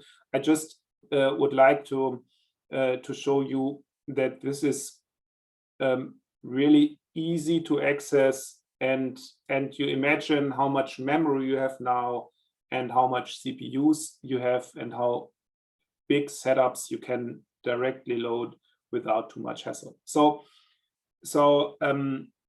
this is really big benefit for everyone, and it uses these special server proxy underneath. So it's an own web application, this Xpra, which runs, or this Xpra HTML5 backend, which runs there, and you could tunnel, you could build up your SSH tunnels to that login node. You would have to figure out going through the login node of Yusuf to the compute node. I mean, you go to the login node of Yusuf, then tunnel to the compute node, and you know, all these issues to get it up and running. So this is much easier. So I will close that again, because as I said, today we are not talking about ParaView, but I just wanted to show you what fantastic things are possible with this server proxy. Just closing this again. Actually, when you close the tab, as always, you know, when you close a tab in your browser, that does not mean that this is closed on the server. So if I now hit Xpra again, it will reconnect to the same running setup. And you see here my screen is still there. So I could even switch computers, or I don't know, I could start it, do my whatever I want to do, my performance analysis. I could turn off my computer, I could reconnect, going to JupyterLab, click on the open button on the landing page, then my JupyterLab comes up, which is still running, and then I can go to my Xpra session, which is also still running, and I will see it as if I same way as I left it. So I think that's, for some, that's obvious, but it's good to remind. So you just close that, and going back to the slides.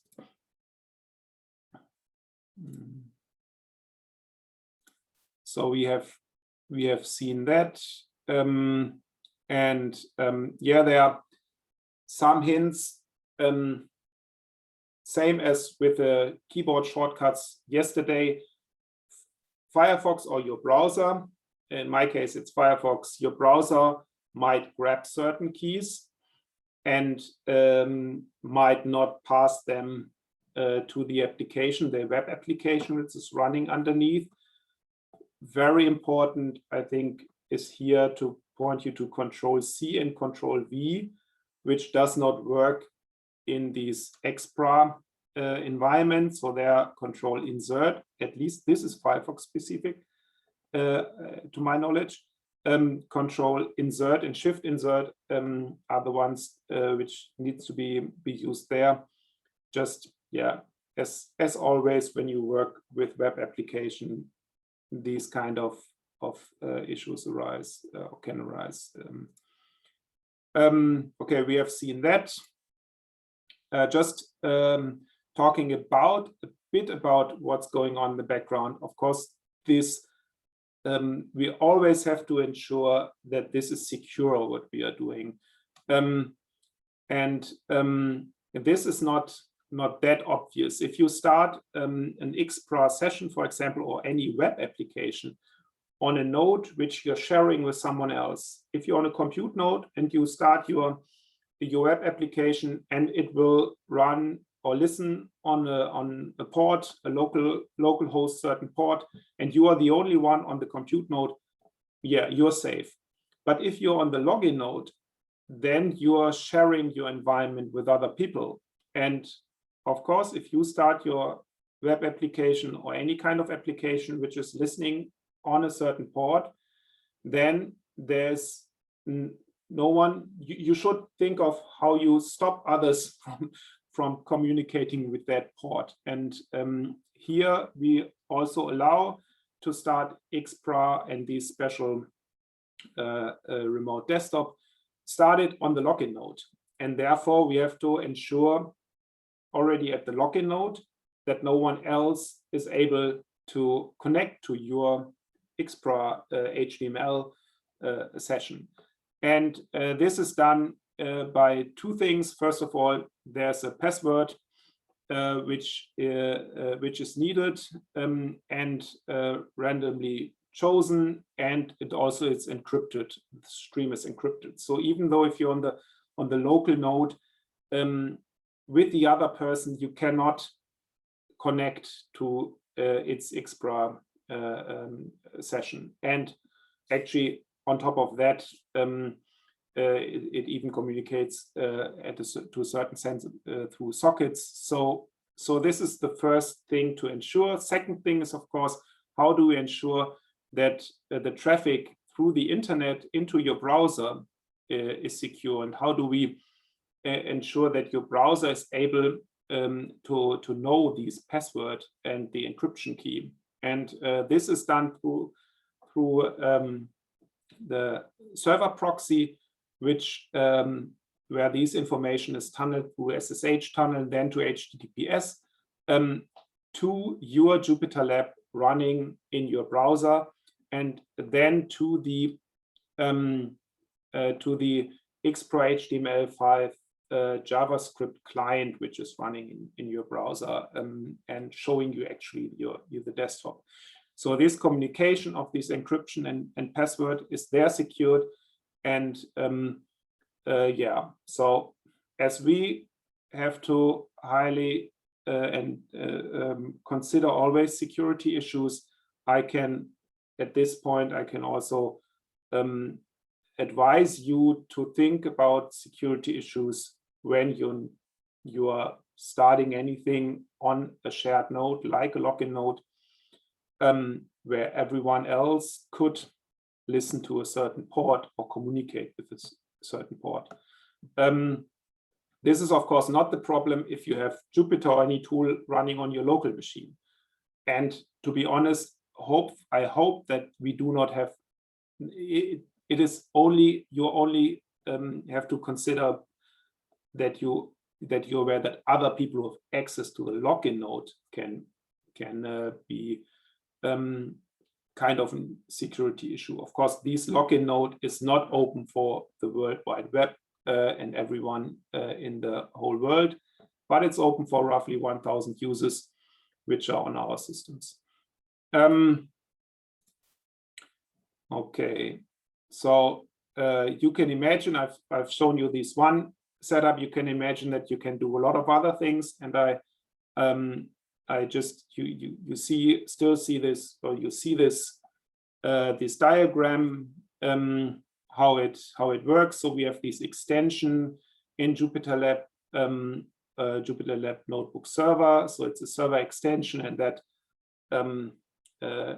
will do the, say, kind of tunneling when you type in a certain URL, which I come to later on, and then whatever runs on this certain port would then be available in your browser. So this is an example yeah, as I said before, you can go kind of where can you use it, not only for remote desktop. Here, for example, we use it for PV server, so we can tunnel everything which is in the PV server through the JupyterLab Jupyter Server Proxy extension, and then do in-situ visualization right in your browser. I can imagine if you run your simulation on the HPC systems and you use, for example, PV server to do in-situ visualization, that's really big help for a setup like that.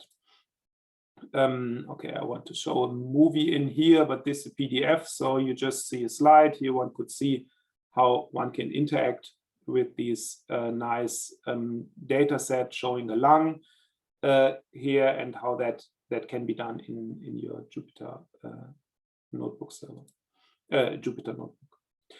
Okay, so just jump back and show a very, very little example. I mean, we do not have that much time, so I will rush through a very simple example just to show how that works. So this script in here will start mini web app using Tornado. JupyterLab is also using Tornado, and starting it like this is not possible because there can only be one single one single event loop running at the same time. So we have to copy that and make a Python script from it. So I copy this text here. When you just right click, you will not get the browser content menu. You can press Shift, and so that's simple way. Just say copy. If you press Shift and right mouse button, you will get your browser content menu. At least I get it from Firefox. So then let me just create a new file and pass that in here, and Control S to save this, and I rename it to something with pi at the end, my web app.py. Okay, now I will start this application in the terminal. So then so I start the terminal and we'll just go to this directory.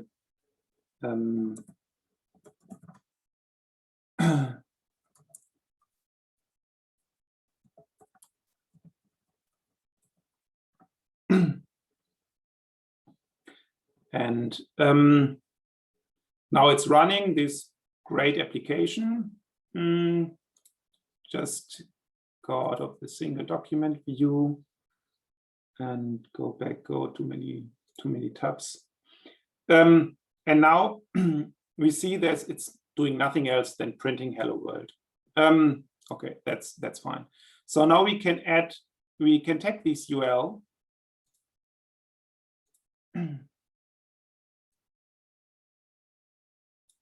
No, sorry, from there. So you can take the URL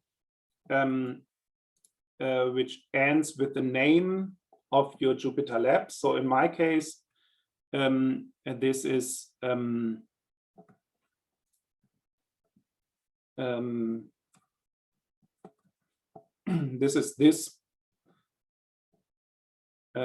this URL currently. So I'm entering through Jupyter JSC, my username, my and just this use of badge. If you try to enter this URL, you will be asked to authenticate. So I'm sure this is safe to share. Cannot do much with that. So I'm opening a new tab, and we are listening here on port 8888 because I'm the only one on this compute node. I know this port is available. Actually, I hope so. Let's see. So just let me open this, saying proxy and 8888. And here we go. So, yeah, you were expecting this result, but it just demonstrates how easy it is now to get this through from the supercomputer, from the compute nodes, really into the browser. You just have to add a proxy and then the port there. That's really, I think, a really big benefit.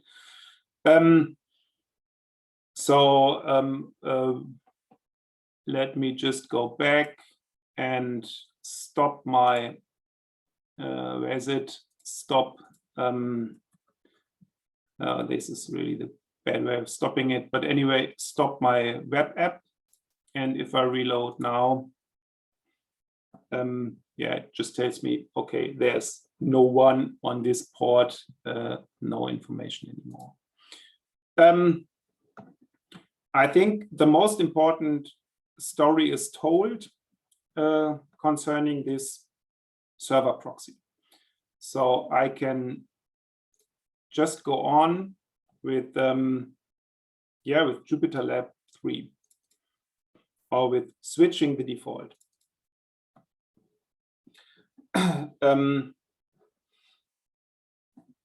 Or if there are any questions, as always, you just ask them in hopefully in the chat if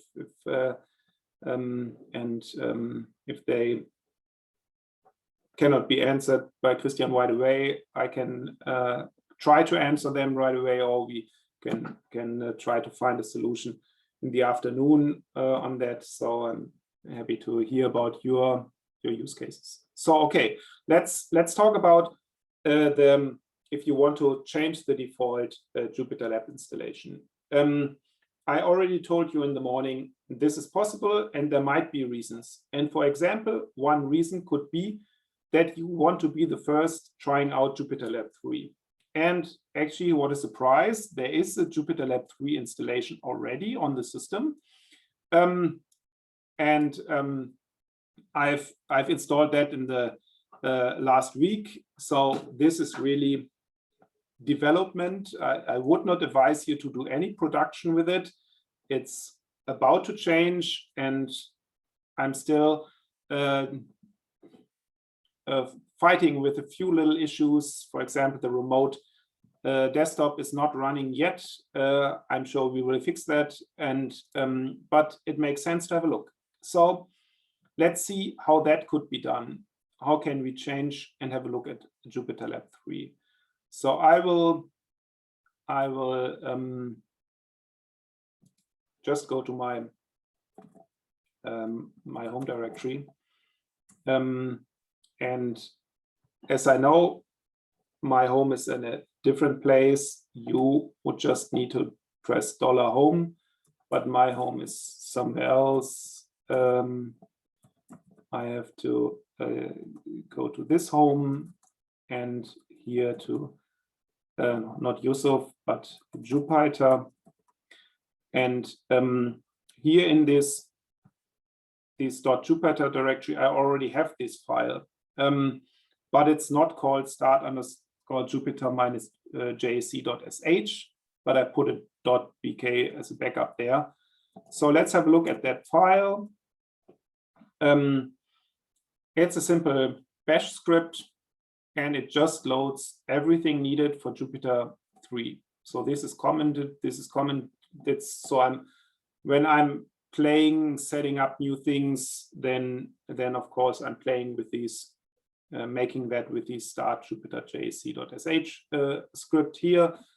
You see we are working on MATLAB integration, and we have this Jupyter collection 2020.3 here. So that's fine. The only thing which is needed is to change the name of that file and remove the .bk at the end.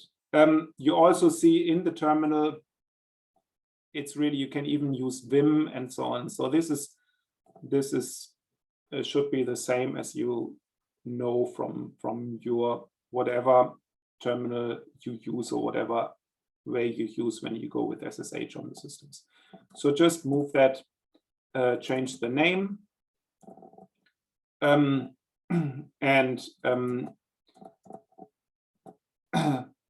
we should be ready now. Of course, this only takes effect when we restart the Jupyter lab.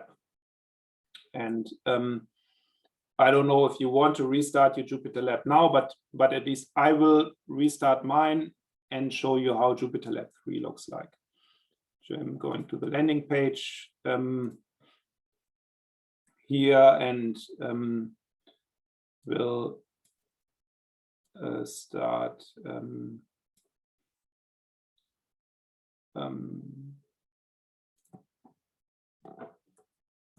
use of JLab 3 and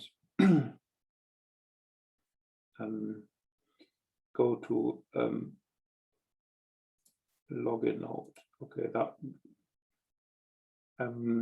because I've set it this group to default. Now I can call the login node and we'll start there.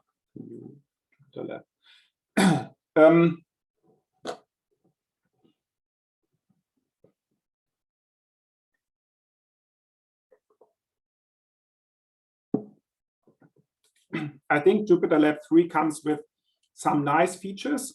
It has been released end of last year, so really end of last year. So it's thinking of all the extensions which are useful for scenario here in the HPC setup. It is kind of new. There are certain extensions which has not been ported yet, which are, I think, more than useful. They are really required. But they come with, I think, two important extra features beside all the little things which have been added. The first important extra feature is that you do not have to add your extensions anymore while installing Jupyter Lab. You can have extensions now which you on the fly add to your installation when you start in your home directory, for example. So it will be possible to have user extensions without the need to rebuild Jupyter Lab every time. And the second one is you have the possibility to debug Python code, or actually it starts with Python. I'm sure there will be other debugger coming in future, but currently it starts with Python. Here, this is how it looks. Generally it looks the same as Jupyter 2 with some kind of nice extras. We always had this switching between where is it, a single document view, and so you have this button here, making it a little bit more saving space. You have this extra kernel, which is the kernel where you can do debugging with, and yeah, some extra features. Never didn't see how the CPU and memory is consumed, and I do not want to go through all the features of Jupyter Lab 3 because it's currently only in develop stage installed, but I would like to show you the debugging stuff. So I'm going back into into our repository on day 2. And there we are in Jupyter Lab 3. And there I open this. Yeah, you can even do a nice tour if you want, but I don't want to do the tour now.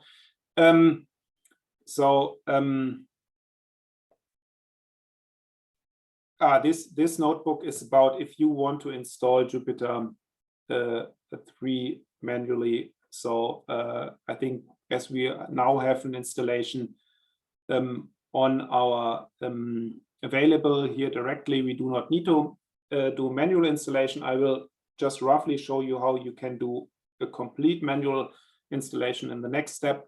But let's have a look at the debugger, and I download here this, or have already downloaded it, this simple example of how to debug with it. And a special thing here is that you have to don't show me, okay, that you need this certain kernel which supports it. So the standard Python kernel does not support debugging. It's only supported by this X-Python kernel. So ensure you upload this X-Python kernel. It is a more lightweight Python kernel. And last thing which was added and was really missing were magics that were added finally in February. So yeah, this kernel is kind of new. It does not have all the historical stuff carried around with it, like we know from IPython kernel, but perhaps there are features which are missing and you might stumble over them. So be aware that this Python kernel is special, and we hope it will go on in the development, and I'm sure that it will be the case, but it's not the standard one. Okay, so we can enable debugging now, and we see here on the right, we see that we have now these debugging extras there. So I step through, I will run here now this code, and I can put a breakpoint here, and when I run it, and then, yeah, as you expect from a debugger. But this is kind of new for JupyterLab. You can step through that, and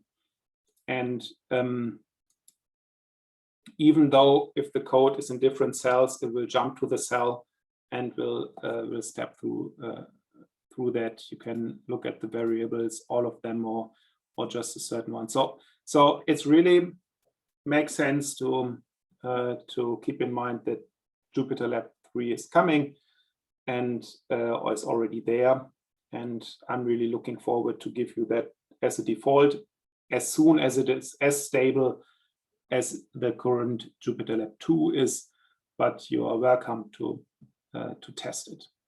So I'm closing this JupyterLab 3. Again, I think I've said most important things about it, and we are a little bit, we have to look at the time. So I can just, for example, go back to the landing page, and there, okay, I have to zoom a bit out again. And there you will see, okay, it's still running here on Yusuf in this account, or in the project training 2009 on the login partition. So I just stop it, and this pressing stop really just kills the or stops the JupyterLab. So yeah, that's all. Just to keep in mind, if you click on stop, there is no way back. Okay, this was our proxy server. We have already seen that, and server proxy, and so we can go back to our JupyterLab 2 on our compute node on Yusuf, our default JupyterLab, and I will go to the next step.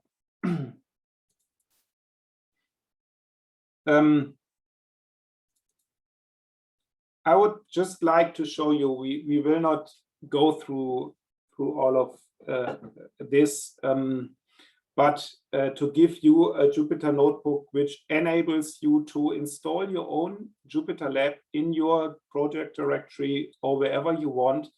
And if you're not happy with the features, if you want more control or whatever it is, no problem. Just perhaps you might want to tell us why you need your own, and we can think if we can change our setup there.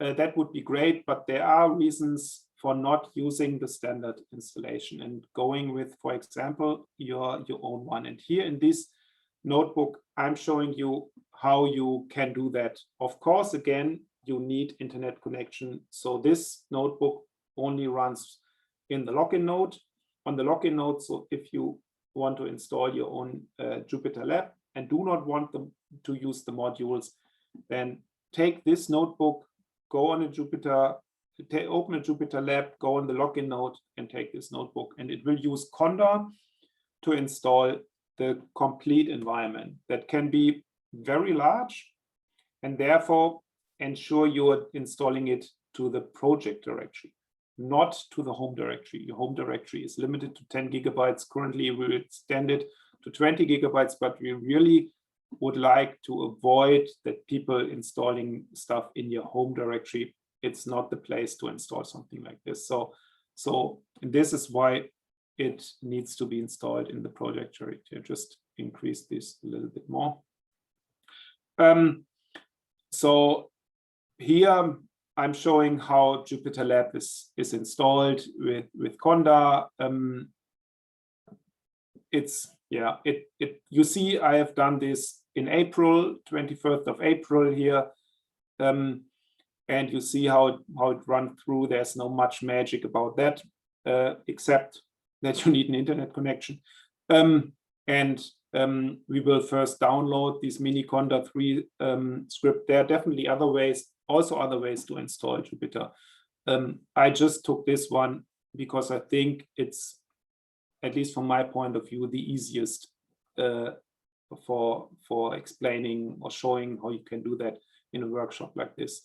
And you create your directory where you want to install the whole Conda stuff, and then you just say, okay, install mini Conda in here. It will be installed here. You see, I installed it in my project directory. Actually, it is installed in the training account 2109. The training account was already there in April. And it will download a lot of stuff.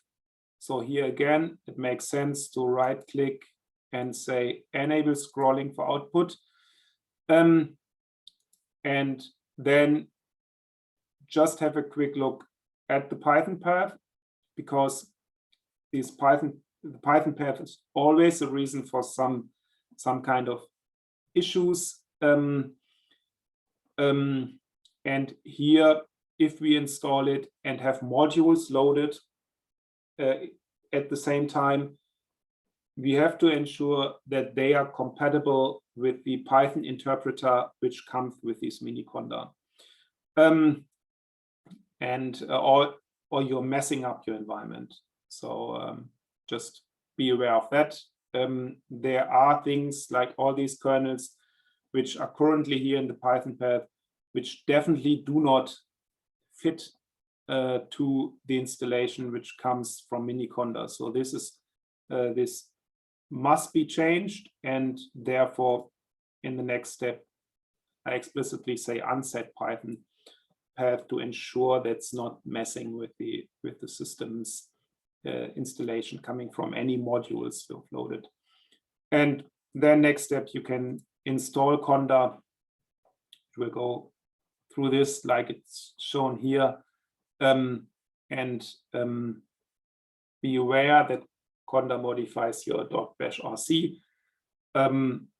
Just to keep this in mind, and then we can activate. We disable automatic activation. That's also, I would advise you to do that. to be sure I decide when my conda is activated or not. And the next step here, this is the line now after conda is installed, to install, for example, JupyterLab 3 with a few extras, but not much, few extras coming. If you go with JupyterLab 3. Okay, so here again, enable scrolling to, can be quite long. It takes a lot of packages. You see that it really installs even basic stuff, which is on the system, but doesn't matter. If you go with conda, you get the whole bunch. Then here we can activate the environment. And as we are doing this in this notebook from within a JupyterLab, I need to unset a few environment variables before or JupyterLab, the second one, which then would start from within these bash kernel, which is running here, would then mess with the other JupyterLab, which is already, which is the parent of this JupyterLab kernel. I hope you understand why this is needs to be unset, and we can activate this conda environment and are ready to go with starting with JupyterLab from within our conda environment. We do not want to do that right now. As I said, I just want to ensure you are not forced in any sense to the Jupyter JSC setup. You can install your own JupyterLab. You can start change the setting, the version you want to use from the modules. You can you are completely free. Of course, you can always say, I don't need the Jupyter -JC at all. I just start my JupyterLab and then I tunnel it. So perfect. So there are no limitations or some kind of dependencies. It's just supposed to make life easier. This Jupyter JC I've said -jülich.de. You're free to do it manually and will reach the same kind of features. We can get the same kind of features. Okay, so saying that, how to install it.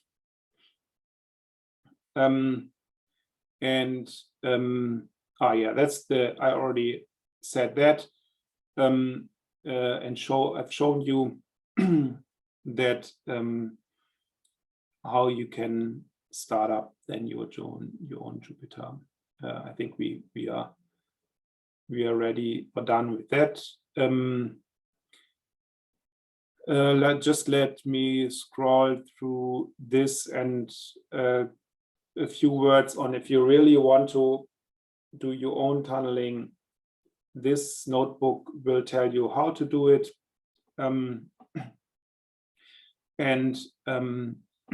Few screenshots from Putty. I probably would expect you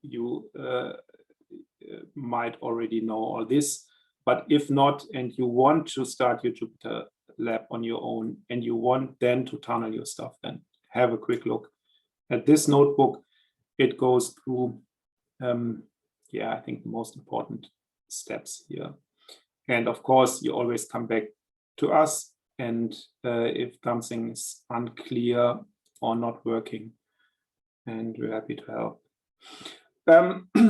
Okay, coming to the next topic, which is Kernel Gateway. I think I have to clean up a bit of all these tabs first.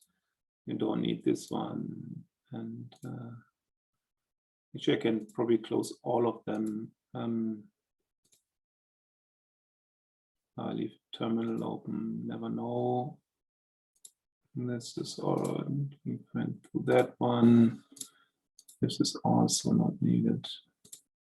Yeah, everything is, actually I think we're done with all of these.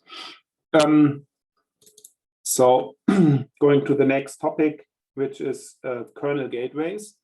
Kernel gateways really, I would say, HPC specific, because you might have understood there is a big drawback of this setup, which I don't like, and we really try to get around that. It's on the way, but not yet integrated in our Jupyter JSC. The drawback is if you start your JupyterLab, and in the morning at, I think, 9:23, I started my JupyterLab here on Yusuf. I had to decide for the compute time.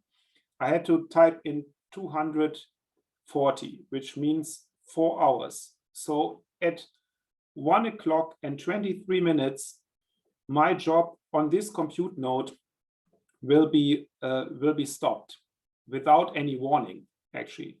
So there will be no warning. It just suddenly will stop the job on the compute node. And your JupyterLab running here in your browser will not be able to connect anymore to the Jupyter Notebook server. And it will show you then server connection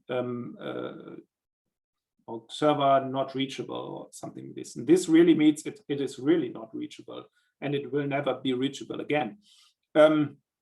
So if you are typing in your notebook and you haven't saved your stuff, I mean, you have an auto save with 120 seconds, so there will not be lost that much. But you're running kernels and you have some other setups, and suddenly your job is killed. You are thrown out of the compute node, and you might be surprised. This, of course, can be something one wants to avoid. And Kernel Gateway is just allowing that to be possible. I told you that the Jupyter Notebook server and the kernel communicates with 0MQ. And the Jupyter Notebook server runs on the compute node and will start every Jupyter kernel on the same machine. So what if we could split that and we could say we run our Jupyter Notebook server and the whole back end of the whole, say, front end of Jupyter, we run that in a safe place, for example, on the Hdf Cloud, or I run it on the login nodes, and I only run my kernel, I run them on the compute node. Then this Jupyter Gateway, Kernel Gateway is just allowing that. And it communicates through REST API rather than 0MQ. And so wherever you can tunnel or however you can reach some other node, you can place your kernels somewhere else. And I just want to point you to this because it's currently still manual and therefore perhaps not of that much use at the moment. But I think we will go on this way and we'll split these places where your Jupyter Notebook server runs and your kernel runs if the user wants to have that this way. And this Kernel Gateway can be started on the compute node. Here you see how that would be the case if you want to run Kernel Gateway. And standard, our modules, which Jupyter Collection has this Kernel Gateway, is part of that Jupyter Collection, so it's available there. And one can start the Kernel Gateway then on a compute node. And when you start the JupyterLab, you can connect to that machine, to that certain port. Of course, here with starting it on the local host and then connecting to the local host is really just for demonstration, makes no sense. Then you can right away use 0MQ and the standard way, but it gives you the possibilities to split it on other nodes. Be aware here of security issues.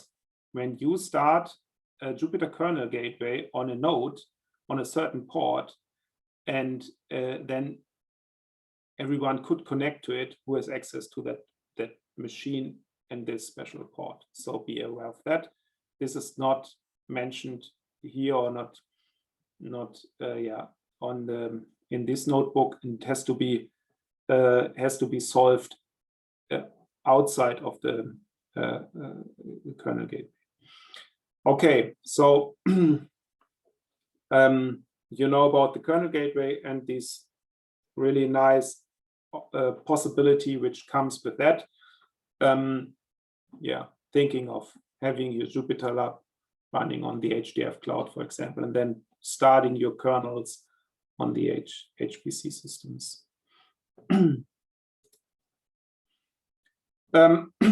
Okay, now more something which we can really try here, and I also would like to point you to this Dask extension. There was a great workshop of a colleague of mine and his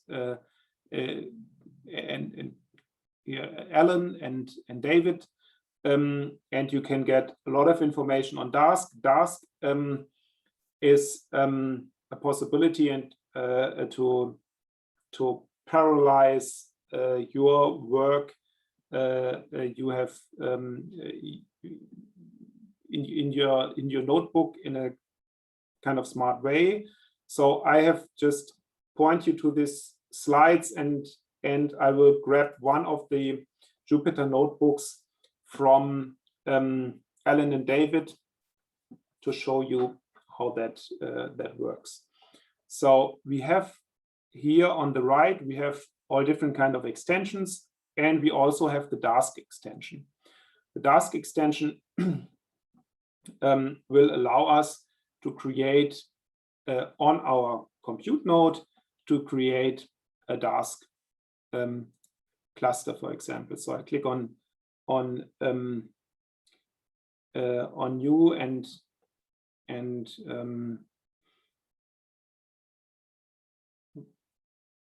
and create a cluster here with some standard settings. So this cluster is a virtual cluster. It's just points to the here in this. You see, it points to a URL on the local machine, certain port, and there are a number. We see the number of cores. Our machine has 256 cores, so Dask knows, okay, I could parallelize over all the cores. I have 270 gigabytes of memory, and it starts with a certain number of workers. And I just take this.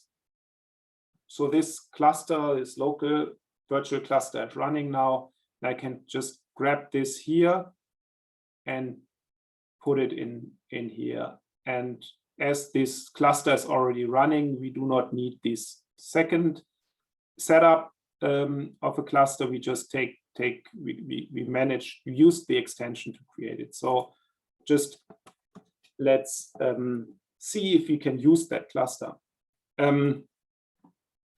So if I run these two cells, I see, okay, I'm ready to use this special cluster. And as an example for code, let's skip this cell because we have our cluster. We do not need to create it. So I even no, I do not remove it, but I just make it smaller than this too. This is old. So now let's do some work on that cluster. So what we do is we calculate pi. Perhaps you remember what possibilities are there to calculate pi. Say the one which scales the best or easiest is we just throw in points into a region, and then afterwards with random coordinates, and then we just check how many of these points ended up inside a certain circle and how many outside. And this with these number of points outside, number of points inside the circle, we can calculate pi. You can imagine the more points you throw in, the more accurate pi becomes. So we have this nice little test function and run this, or not run, we just define this calculate pi function. And now we can say we want to run this function, and we see that we have run this function now here. And yeah, it's already not too bad. But I mean, that was quick. We just were calculating this in here on you know, just with the number of chunks of 10. So this just increase it to make it at least a little bit larger. And so this way we can use now Dask to do this calculation for us. So I would, let's see if we can, okay, 100 gigabytes might take, in the end, take so long that I'm not aware if I'm not, let's risk it. And we can run this now on the cluster. So I would like to show you one thing more, because we were talking about the server proxy here. Play with these Dask setups. You can have more, see here, for example, information on, if you click the button here, you see what the workers, information about the workers, all kind of graphs and so on. So this is not a workshop on Dask, but it just shows you how this is integrated in JupyterLab. And I want to show you one more thing talking about these server proxies from the time before. So you see that we could reach this dashboard URL here on port 8787 status. And this is a web app actually running. So why not try to access that just by typing in the URL in a way that the server proxy extensions understands it. So I take the base URL. So this is, for my case, it's Jupyter batch, that ends with Jupyter batch, because that's the name of my JupyterLab. And I type in proxy and then this 8787. So no, that's not what I wanted to see. Let's see what I did wrong.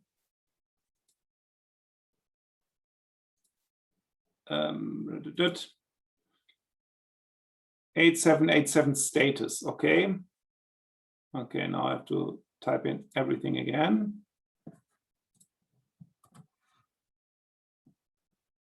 Batch proxy 8787 status. Okay, that's what I want to see. So this is a web app which Dask has started. This has nothing to do with JupyterLab, but it's right away available here. You more or less in this web app, you see the graphs which are also available through the extension. And I've showed you this one, and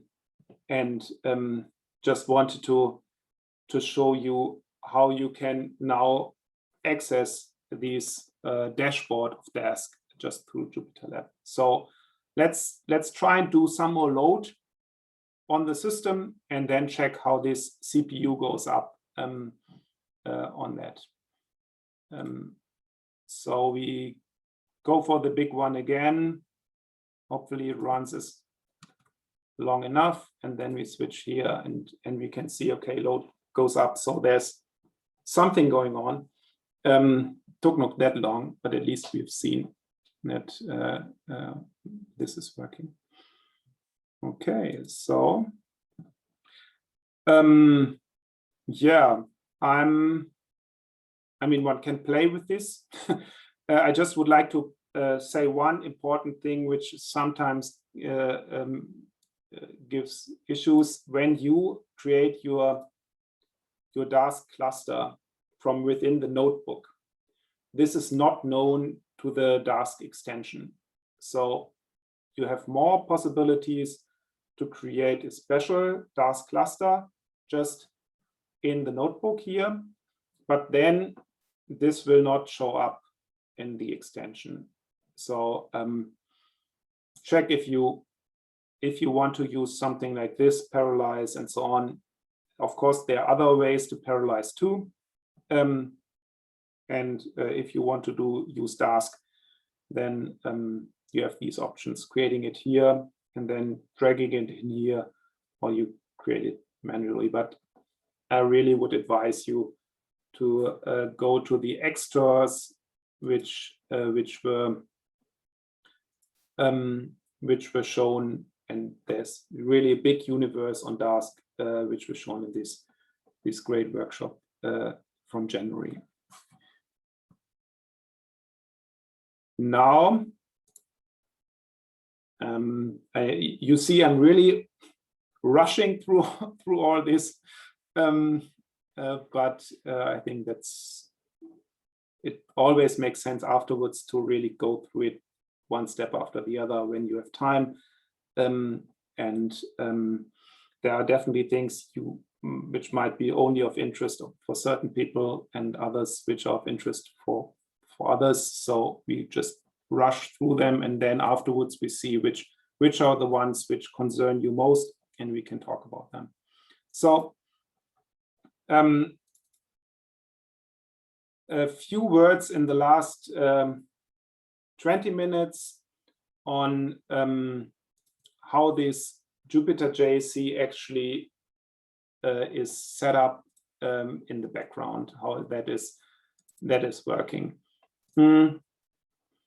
So it took some time until it's to get everything in place, and as I said, we are working on that already since quite some years now, and we started with a Docker Swarm setup, and now are using Kubernetes in the background. So I would like to show you what's actually happening when you connect to, for example, to Yusuf.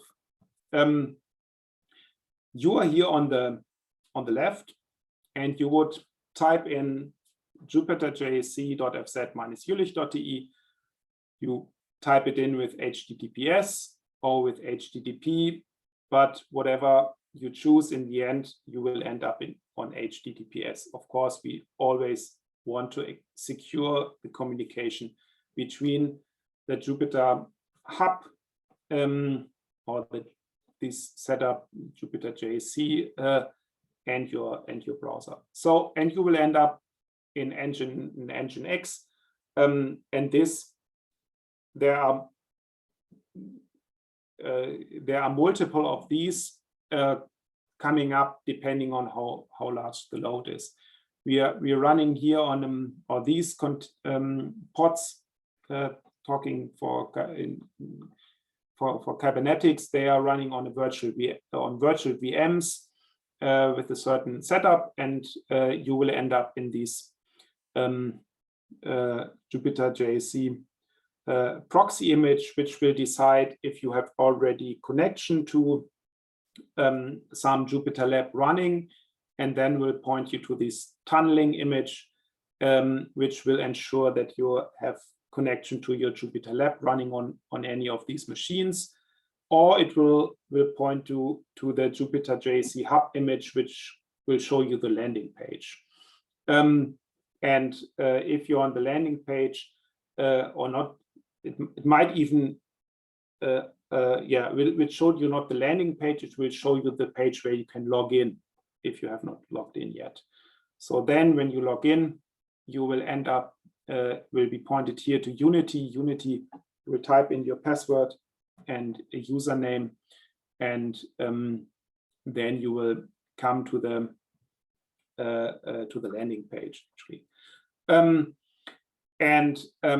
Of course, these are all running in pods or in kind of containers, and these are served from a Docker registry where all these containers are stored, and there's a database in the background which will ensure that whenever you log in again, or when you end up on a different pod because of load balancing, that all information are available from this single place. But you can see you can end up on the HPC systems, which are on the left, but you can also end up on the Hdf Cloud, which is actually a certain VM which are also on the OpenStack cluster. And their new VMs will pop up depending on the load, and every VM will be filled with a certain number of containers. So every user or every instant of your JupyterLab will start one of these containers. And you end up in the end in one of these containers here. And of course, you also need data. And therefore, if you're on the Hdf Cloud, you connect to the NFS servers, which are available from here, which are then mounted in all these containers, and will allow you to see your home. And when you save something in the Hdf Cloud and you come back, of course, you want to have this data still visible there. And there are certain NFS servers for different purposes, but the user data is, of course, the biggest one, software, and some smaller ones. So you can already see that we have two firewalls at the front, but also one between the Hdf Cloud and the supercomputers. So this is really two different worlds. And if you want to start anything on the HPC systems, then Unicore is the tool which actually is allowed to do that. Nothing from the setup here is allowed to do anything in the name of another user. So we do not trust, obviously, we do not trust these processes here. They are not anyhow privileged to do anything on the HPC system without the permission from Unity. So now, second step, or if you look at the login process, you would see we are here. We have seen this setup, web services, and we would now, when we log in, we would end up in the Unity. You have seen we end up in a different URL. So without you noticing the URL change, so you up in Unity IDM, you will log in.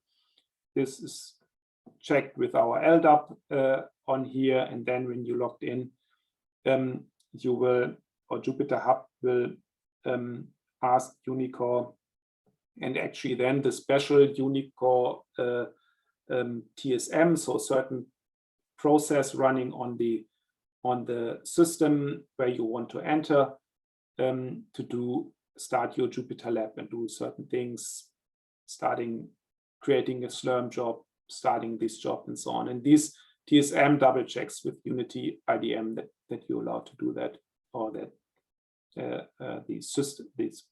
the request is valid. Okay, so then this JupyterLab starts up, and we are now in the setup of the JupyterLab has started on a certain node, and now, of course, we have to tunnel and ensure that all traffic is really passed through our Kubernetes setup with the Jupyter Hub in the center.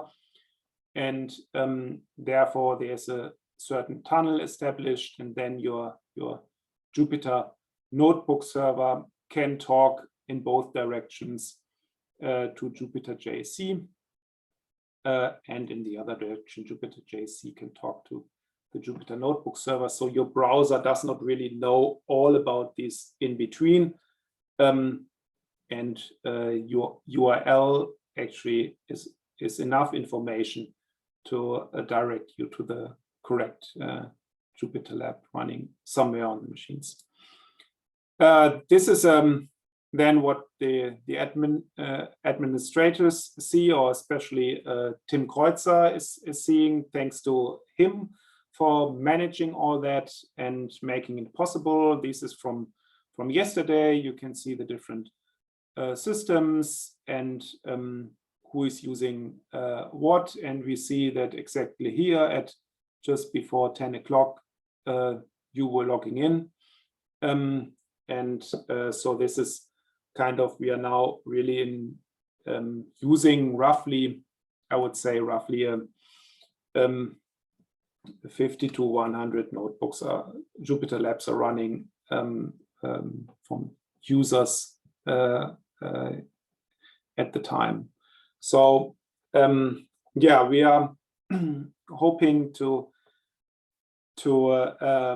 extend that and go further with the setup. And I personally have done so much supercomputing in my life that I know one is wasting a lot of time for setting up systems, for communicating workflows, for recalculating things, even if it's just a plot. And finally, in the end, one has to admit that time for science is getting less and less because of all these kind of hassles in between.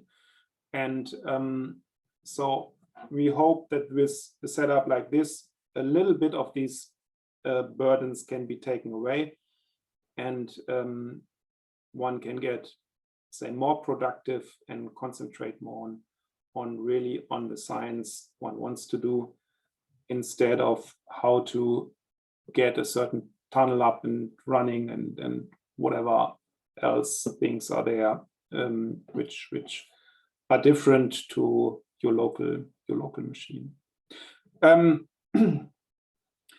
Just let me go in the last minutes through the things we have seen, and and then I would, or perhaps I put on this last slide first, this one. Yeah, I personally thank everyone for attending here and learning, hopefully, something which you can take home. And I'm, of course, happy if you can tell this to your colleagues, and we get in touch and on how to make JupyterLab really a useful tool for your science. This workshop has been special for, or was organized by, Center of Excellence in Combustion and RAISE. And for us as the Center of Excellence, it's really of high importance that we get feedback from you. And I would like to ask you to take the time, go through the survey, and we depend on your answers there. And yeah, I personally, of course, hope to get a little bit of a thank you for all this work here. And I'm as I think as we all in science, we're doing it because we believe in what we do, and that's what I also do, and my colleague here with Jupyter. So please take the time to visit this link. I will copy it, or I try to copy it in the chat. Let's see if that's possible.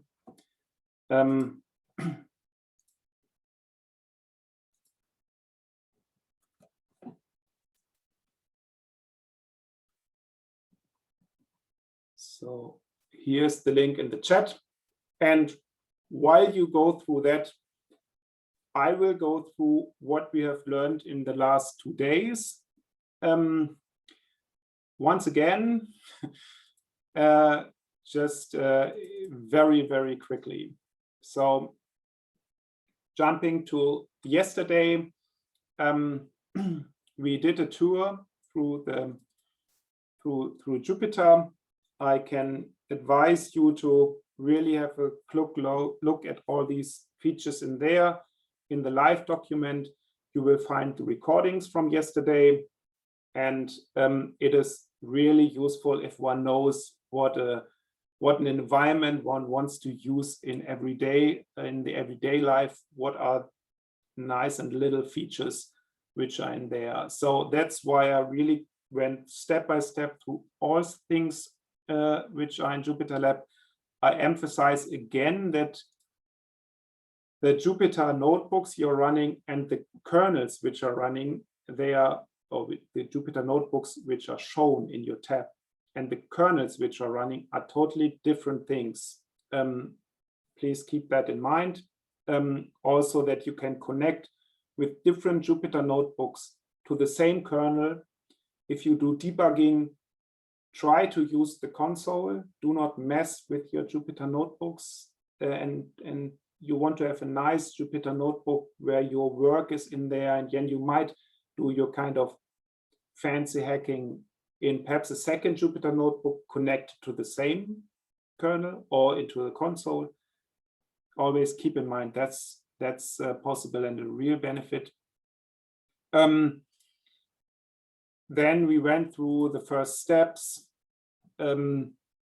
coding, Markdown. Yeah, Markdown, often one is using just the simple things in Markdown. Check if there's more than just the basics. I think that's really useful. You can do a lot with HTML, of course, but perhaps sometimes one does not want to mess with that. But at least it's possible. Magics is one of the key features in for when you use Jupyter kernels or Python kernels or any of these kernels. Check that you know at least what magics are there. Shortcuts, if you want to be fast, don't be afraid of messing with the shortcuts. I've shown you how to do that. Workspaces, perhaps that's not that important. If you have multiple displays, yeah, perhaps that's nice with these workspaces. Okay, at least you have heard about that. And then looking in other kernels, yeah, there are tons of other kernels, and there are few of them installed here. If there are things you're missing, then you are able now to build your own kernel. I expect that you probably need to build your own kernel because you have always special things you will use. So probably you may not be getting around setting your own kernel. So second day, we had a look at the HPC environment. I showed you the what's going on underneath, how the JupyterLab is started, where you find these kind of configuration files, start files, how you can change that if you are not happy with the default settings, how you can analyze perhaps certain mistake errors, where you find STD error and so on. All these informations are important when you're on HPC systems. I think because there are too many specialties, and you are expert enough to play with them and change them and go your own way. We created a kernel and figured out the hard way that on the compute nodes there's no internet, yeah, how you can set up the kernels, at least for the example Python. Here I would like to take the chance to point you to this extension GitLab. We have added this extension GitLab to put a lot of example notebooks in here. So example notebooks which came up because someone asked, or we have example notebooks here, for example, the tutorials. These are the ones which I use for test a new installation. There are hundreds of notebooks in here, and I have this sanity check tutorial. Actually, it's not really a tutorial, but it does a sanity check. Really nice if you want to automate things. So this takes paper mill, just show you once, takes paper mill to go through all these IPyNB files and runs them one after the other. So all notebooks are executed here. And so we see that everything is still working. So, and they are, of course, perhaps the most important, that's why I'm coming here, is here's also an example notebook how you can use Conda to build your own kernel. So, I mean, you have understood the basic things. I've shown you how you can build your kernel with pip and in Python environments, but the kernel is not special to Python environments, of course, virtual environments, and not special to pip. It just requires a process running which is able to communicate through 0MQ with the JupyterLab. So here's the example how to do this with Conda. So take the time going. Take the time going through these kind of small examples. We might need to put a little bit of more structure in here. We have also, of course, I can point you here to example notes boards about dashboards and visualization. Of course, everything is on the internet is full of extras, so we do not have to copy them without any reason, but at least you know that they are here. Then I talked to you about server proxy. I personally think that's a very important topic because you might want to have other possibilities to use the browser for supercomputing, and you do not want, or you have tools which are already there, and then JupyterLab can help you just just being the path for sending data from the compute node to your browser quite easily. Just extend URL by proxy and then the port. But be aware, if you're doing that on a compute node, everything is safe. If you're doing that on a login node, then think about the security issues. We have had a quick look at JupyterLab. It's installed on the system. You know now how you can switch to it. We are still fixing a few things, adding a few things which are not final. So these GitLab extensions, for example, not in there. The remote desktop is not finally in there. But it's there to come. I've shown you that you can build your own JupyterLab. You can install it. You're free to do so. A little bit more of looking into the future. Kernel gateways will be something for supercomputers, which definitely will help and avoid that the Jupyter Notebook server runs in the compute node. We have seen Dask just because it's here, it's an extension, but also because I think it's a great tool to do in JupyterLab, really go and make use of the whole node. I mean, you are now on a node with physically 128 cores, and it's idling, of course. It's doing nothing. At least my compute node is doing nothing here. So Dask can help you there to make a few snippets of code parallelize quickly on the whole node. Yeah, and then I showed you what's underneath, under the hood, Jupyter JC, what's working there. We are happy to share this knowledge. All the development, there's nothing closed, and and we have actually have this on GitHub. Perhaps it's better to talk to us about how things are set up, because it's something which is kind of can become complicated, but we are really happy to share it and learn from you. And if you want to set up something like this, then don't feel free and reach out to us. And yeah, what a perfect timing. It's 1 o'clock, and we are done with the whole workshop.